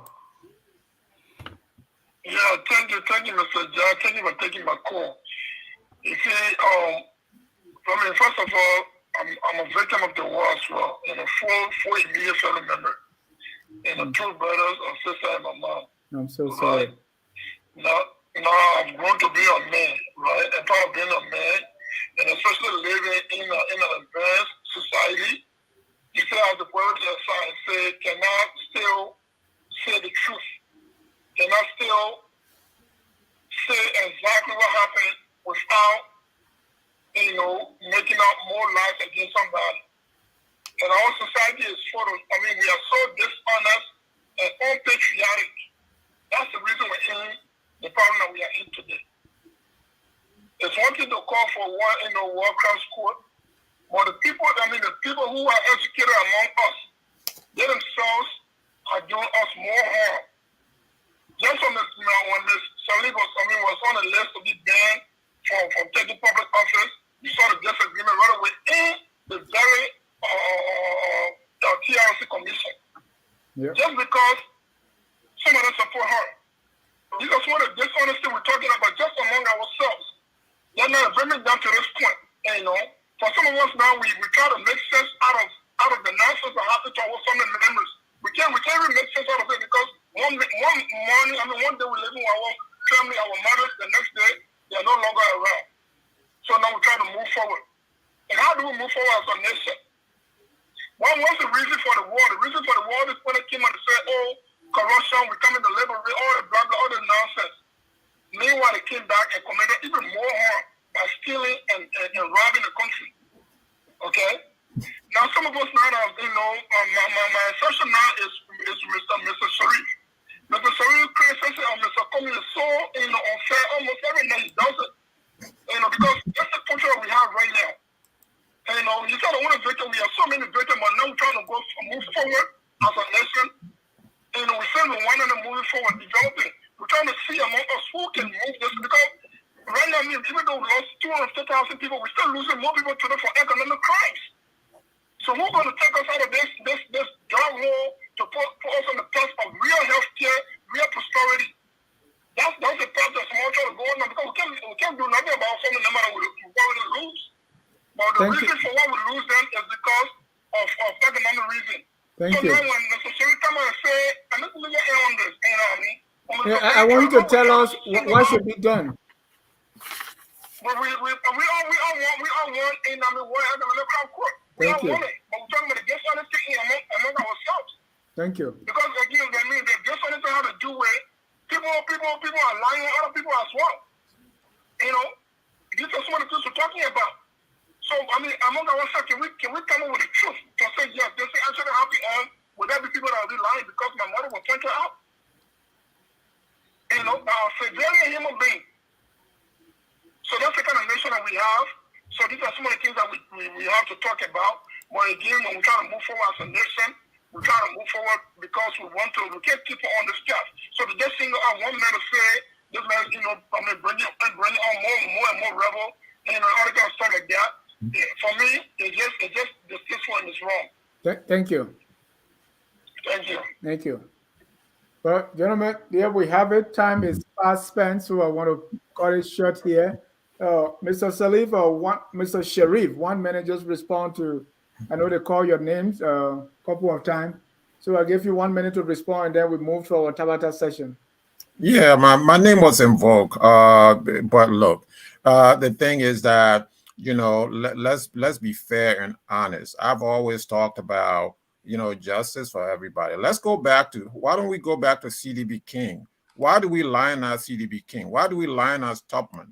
Why do we lionize the military junta that brought us a lot of trouble, killing people? Jonathan mentioned, nothing has been done about this. Major General Kuwampa came, to stage a bloodless coup, but the retribution was violent against Mr. Kuwampa and his people. His body was dashed in the BTC military barracks. I heard his head was kicked around, body parts, dismembered. And so on the basis of these things, stuff happens. So you have stuff building up to the Civil War. So the legitimate grievance of the Liberian people was hijacked by Charles Taylor and his gangs of armed toting bandits who, subverted our legitimate aspiration against Samuel Doe. And so that's what I'm saying, and that's what I'm going to continue to say. If Mr. Cummings is going to invest in these people that have destroyed our country, that have stored our resources, damaged, looted, those looters and murderers, if he's going to invest in them, that is his business. He can invest in them. Then we're going to continue to talk about it. That's what I know. Thank you. Choppy, 30 seconds. Really? One of the problems we have in Liberia, and we'll talk about the question of justice, is intolerance. People say they want justice, but they are very intolerant to the whole idea of justice, and their pursuit is dismissive. They say, oh, the other person has no place here. And that mentality is what brought this war. That mentality is what murdered a lot of innocent people. That mentality is what wounded many people and destroyed the country, that keep us divided. We have to graduate from this myth and believe that any one group of people hurt is more valuable than another group of people hurt. When we're talking about justice, we should be talking about fairness, we'll be talking about equality, and it should be across the board. So when we talk about bearing greater responsibility, who bear the greater responsibility? It is only these people who shot the bullet, or there are some people who are sitting down with a big coat suit that never came on the battlefront. These are all the questions we have to address. So I just wanted to leave that point. Intolerance has to be frozen. Stop being intolerant to other people's viewpoint. Thank you. Thank you. On that note, we're going to go to our Tabata session. And so prepare your Tabata, and we're going to be right back.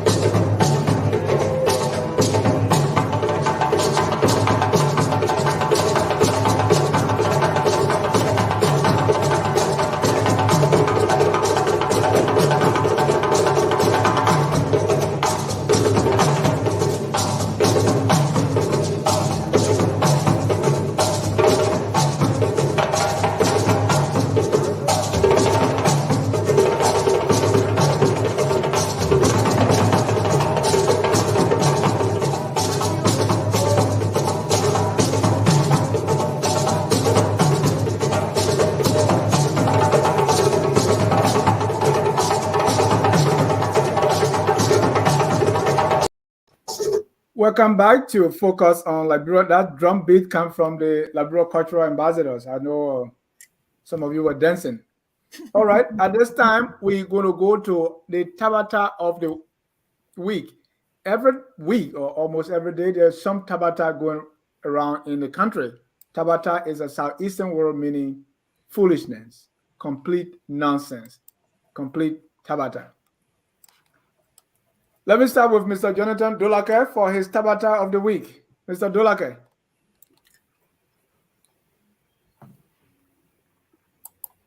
Thank you. My Tabata is sad, but it's about baby that got eaten by a cat as alleged in the paper in Bomi County. What? It is quite saddening, but a baby getting eaten by a cat. What? It says volume. Jesus Christ. So, baby eaten by a cat. You mean wild cat or regular cat in the house? I know. I just think it was one of those social media jokes. I'm saying newspaper. I'm not saying social media jokes. Really?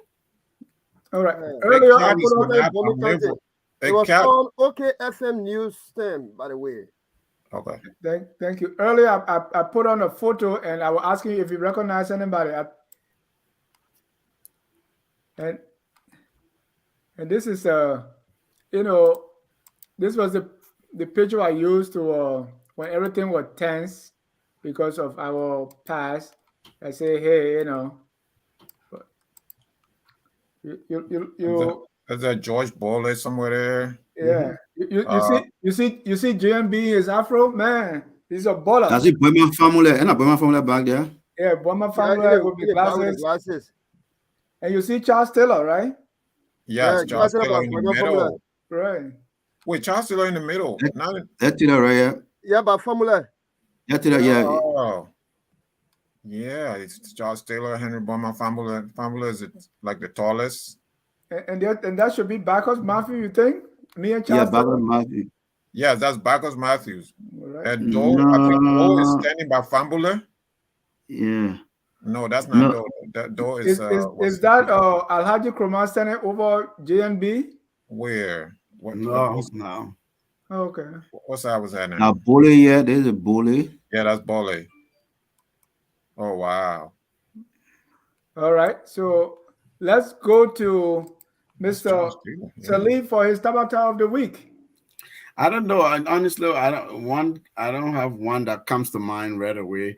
But I just wanted to correct something I see in the comment here. I wasn't suggesting that all the TLC recommendations were implementable without going to court. That's not what I was suggesting. That was just indicating the manner in which the commission worked. There were aspects of the report that the government could implement right away as a matter of executive action, and there were those that, of course, were subject to recommendation for retributive aspects of justice. So I'm not one who will say people shouldn't experience or have due process. If you know me, I'm not going to say that. So just wanted to correct that. And this has been a very good discussion. I think we need to engage in this discussion, but we should also be careful not to provide distorted information because our people live on this, what we provide here. And this is a very serious matter. That's all I have to say. I'm sorry, I don't have a Tabata. I can't think of one tonight. Right, I will give you one. Let's as time goes by. Mr. Sharif, what's your Tabata of the week? Yeah, before I hit that note, I agree with my colleagues on the show. I think Ahmed mentioned it, and one of the callers actually re-echoed that point, and I want to reiterate. If people are coming on the show to discuss a topic, I mean, you got to know what you're talking about. I mean, it has to be, we are not like other platforms, I mean, people have to know what they're talking about. And so I like to share platform with individuals, who, know their stuff, because I know my stuff and I know how to express my stuff. You know that, Dennis. All right. So my Tabata, of the week is, Dolotan Intellectual, Dolo Town is in Magibi County. I think I talked to you about this, Dennis, on the side somewhere. Dolo Town is a town in Magibi County, and they have an intellectual forum. And for their intellectual forum this past week, they invited an intellectual, and that intellectual was Yeke Koluba. And so if you have an intellectual forum, then if Yeke Koluba is the intellectual you're inviting, I don't think you should call it intellectual forum. So that's my Tabata of the week. Maybe they were not inviting intellectuals. Now you make me think about a Tabata. Okay, all right, there you go. I told you it was going to come. So think about it a little bit more. Let me bring in Mr. Choppy Charlie for his Tabata of the week.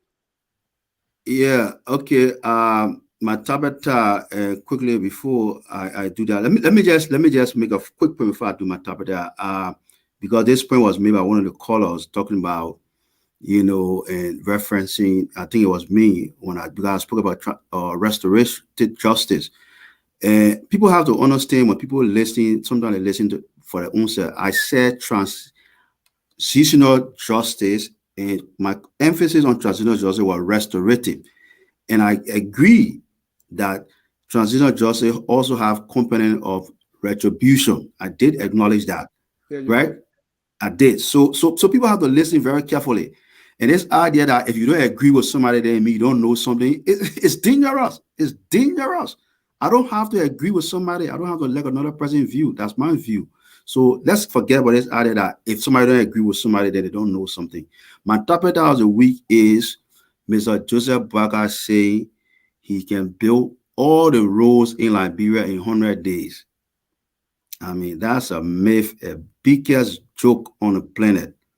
The backwards, that he can build all the roads, the backward road in the country in 100 days when he become president. So for the reasons to make president, I think on that note, Barker is disqualified from contesting.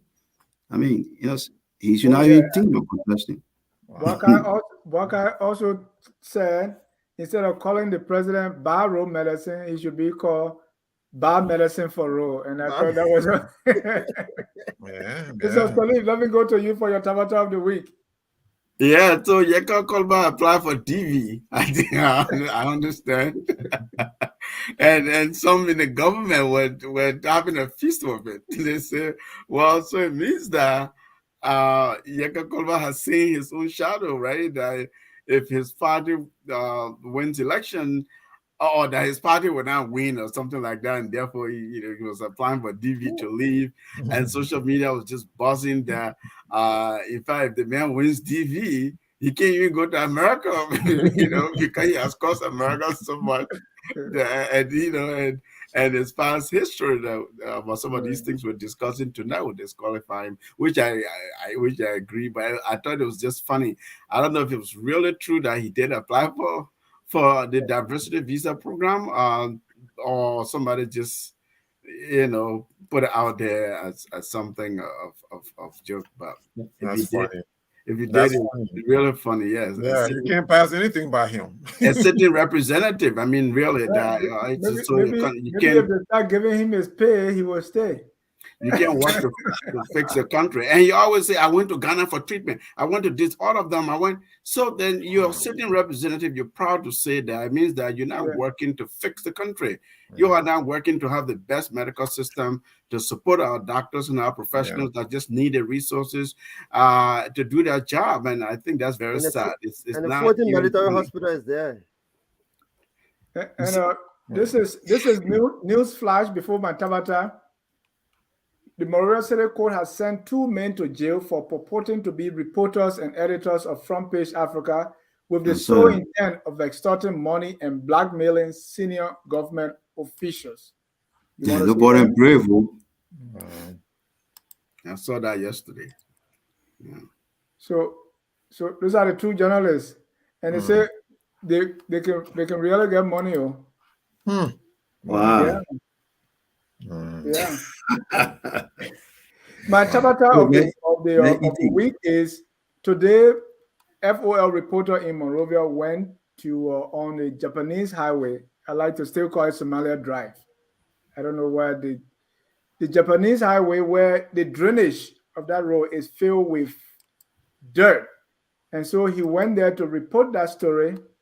And people came to say they were from the MCC, the Monrovia City Corporation, and how dare he report that to make the government look bad? He was someone paid by, I don't know, whoever, to make the government look bad. So they tried to stop him.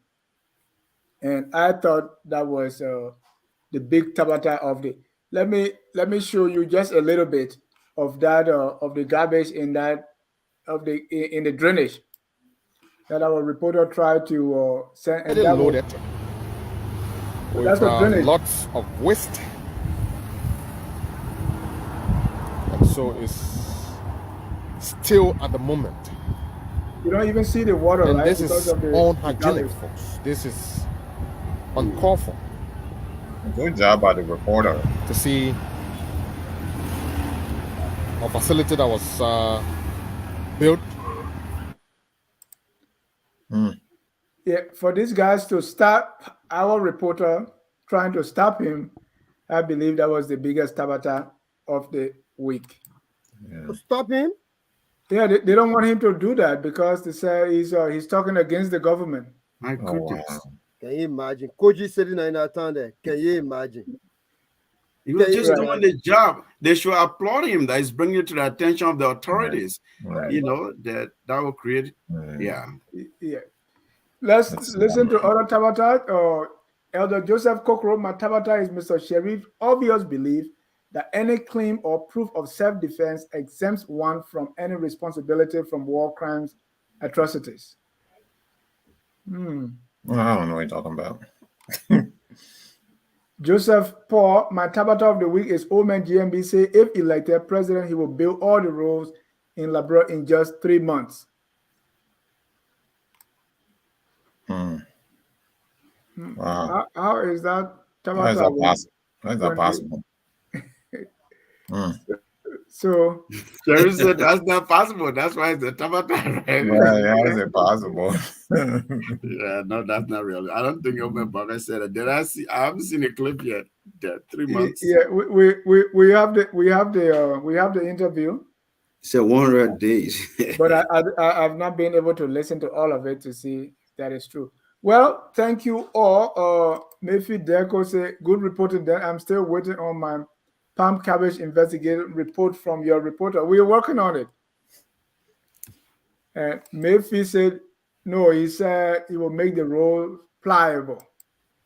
According to what I heard, that I didn't listen to all that report, that no car will hitch in the mud going to the southeast.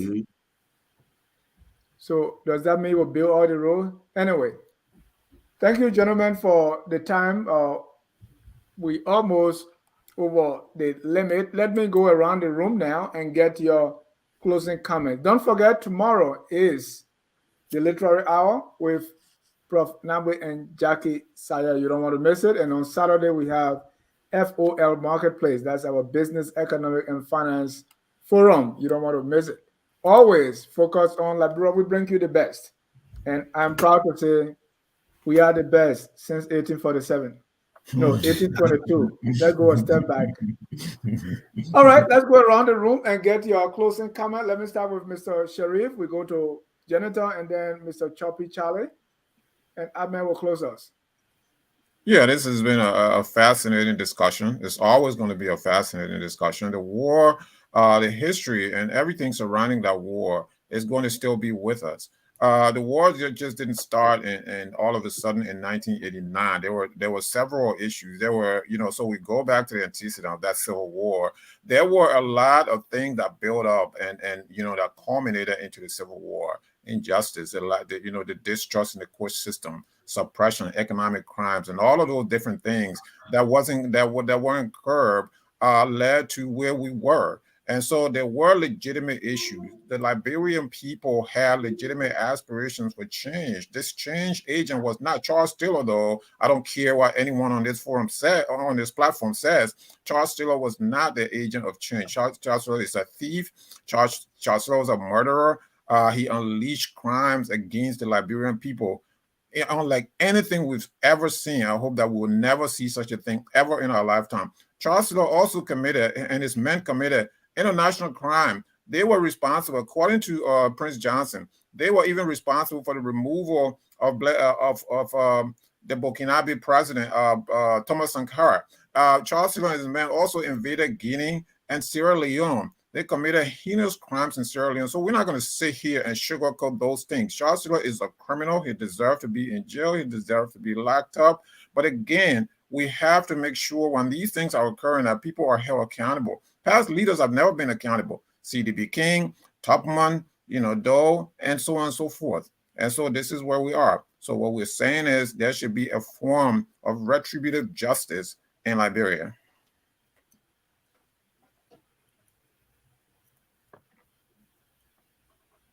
James David has the Tabata of the week. Rice ship arrived, but no rice on the market. That's my Tabata. Mr. Dulake, your closing comments, sir.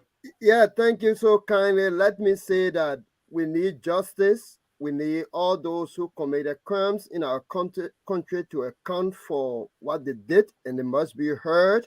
I'd like to say there were two political resolutions to the 14 years decadence. One was in 1997. We were happy and glad that the war came to a halt by election, and no one can dispute that. And those who acted in that manner for the war to come to a halt, they did extremely well. Another one in 2003, when the Accra Peace Accord was signed, and it was recommended that we have TRC. That was a good footing on those who acted, including all of them. It does in no way exclude those who should go for trial or face justice. I'd like to say the War and Economics Chronicle is important to address the issue of the Lutri massacre, the Carter Care massacre, and massacre across the nation.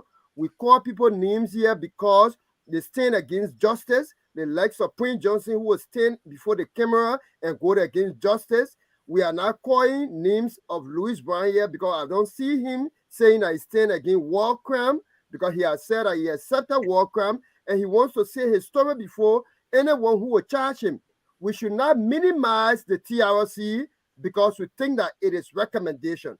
The TRC is resourceful. We can use the TRC to get most of those perpetrators, and we should help those who help in championing the cause of the TRC. Finally, I'd like to say, if many of those people who acted in the wrong direction were acting like Nathan Joshua Blahi, who have been impacting not just in a passive manner, not just in a blaspheming manner, but in a realistic and engaging manner with Liberians, I think it will be helping to heal the wound.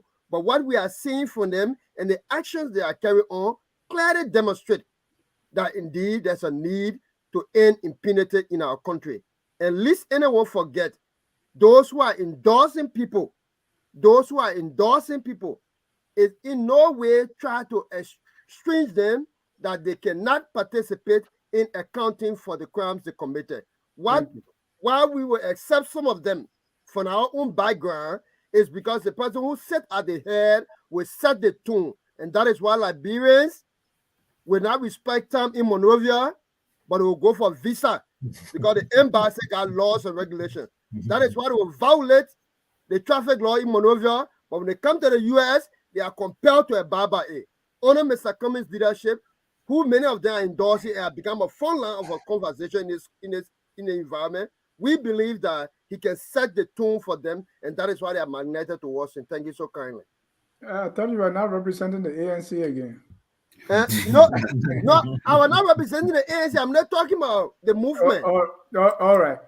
Few comments here. Dave just said, Choppy is on the CDC bandwagon. It is not about Liberia, but about protecting his interests as a relative of Benina Ure. Al Jerome Chetty said, great, Choppy.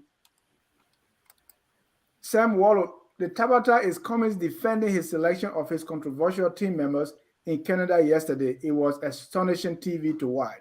Sad. Theo Noah, my Tabata is why the American government continues to give Liberia money without accountability. Nonsense to me. Knowingly, America like accountability. Those are a few of the comments. Yeah. Let's go to Choppy now for his closing comment. Choppy. Okay, thanks again, and always good being here and having a conversation. The question of war crimes, or I think every reasonable person, including myself, support a process of accountability. But how we pursue that accountability is where we have divergence of views. For us, we believe that any accountability process must be balanced by fairness, and equal treatment to everybody. We cannot be calling for justice and the process leading to justice is unfair. Then there should be no need of justice. And then I'd like to remind all of us that in these discussions, the whole question of tolerance has to be really, really a function of civil discussions. Liberia today, innocent people were murdered, lives were destroyed because of perception, labeling people because somebody walking like a dog. So that person is a dog. And so let's kill them. This other one is a Gio man. He spoke Gio lies, and let's kill him. This man is a crime man, let's kill him. He said, another crime man I saw yesterday. The other person looked like Madingo man, let's kill him. The other person looked this way. Those are dangerous behavior. That's the very behavior that we're trying to guard against.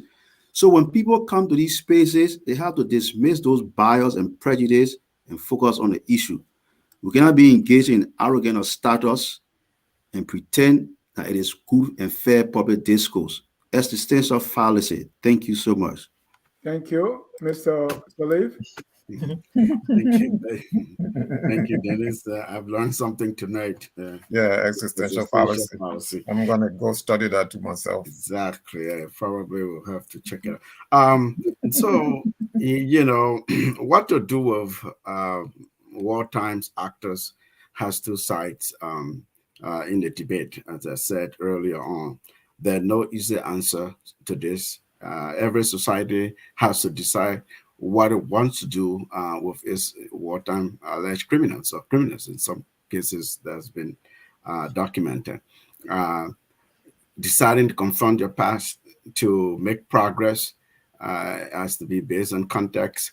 But again, most countries that experience similar things as we did in Liberia, who have confronted our past, who have addressed the issue of accountability. And accountability doesn't only mean the retribution, you know, the retributive aspect of transitional justice, that because somebody went to court, to even go to court is a good thing. Go to court, clear your name, right? That's the due process Choppy is calling for. That's why I'm calling for. People should be given an opportunity to be heard.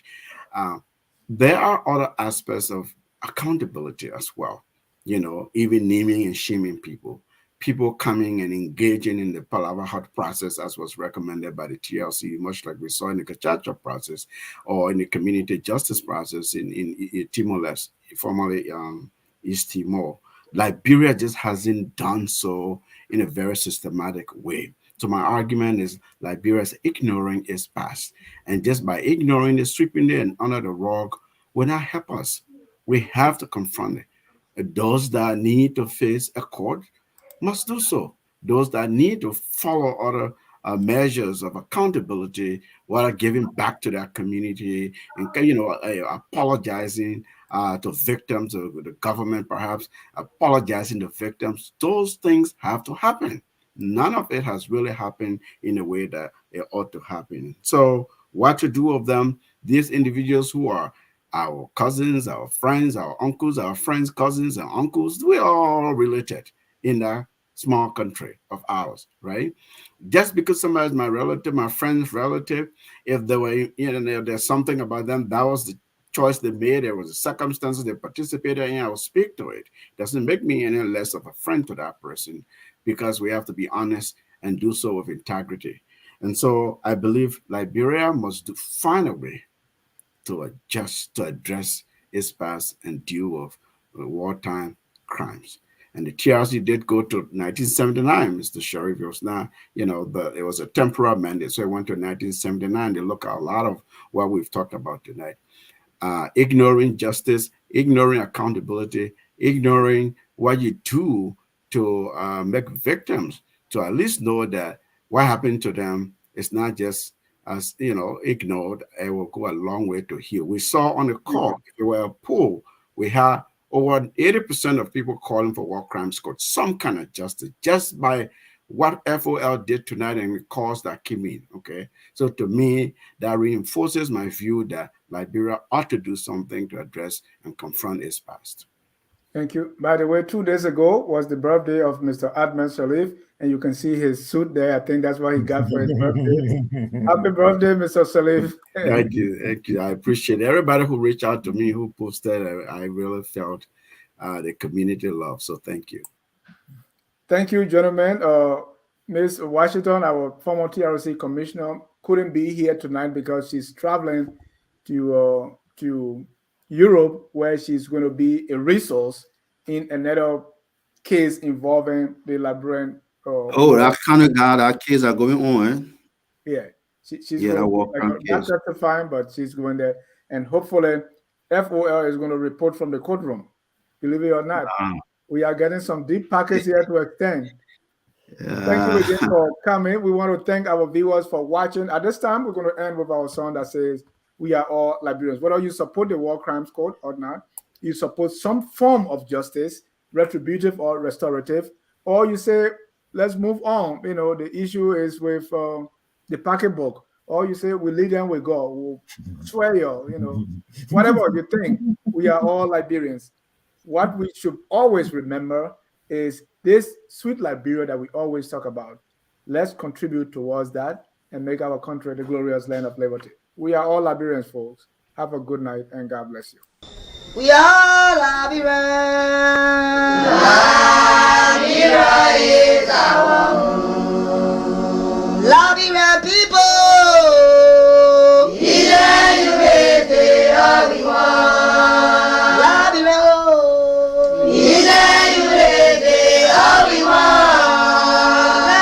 Liberia.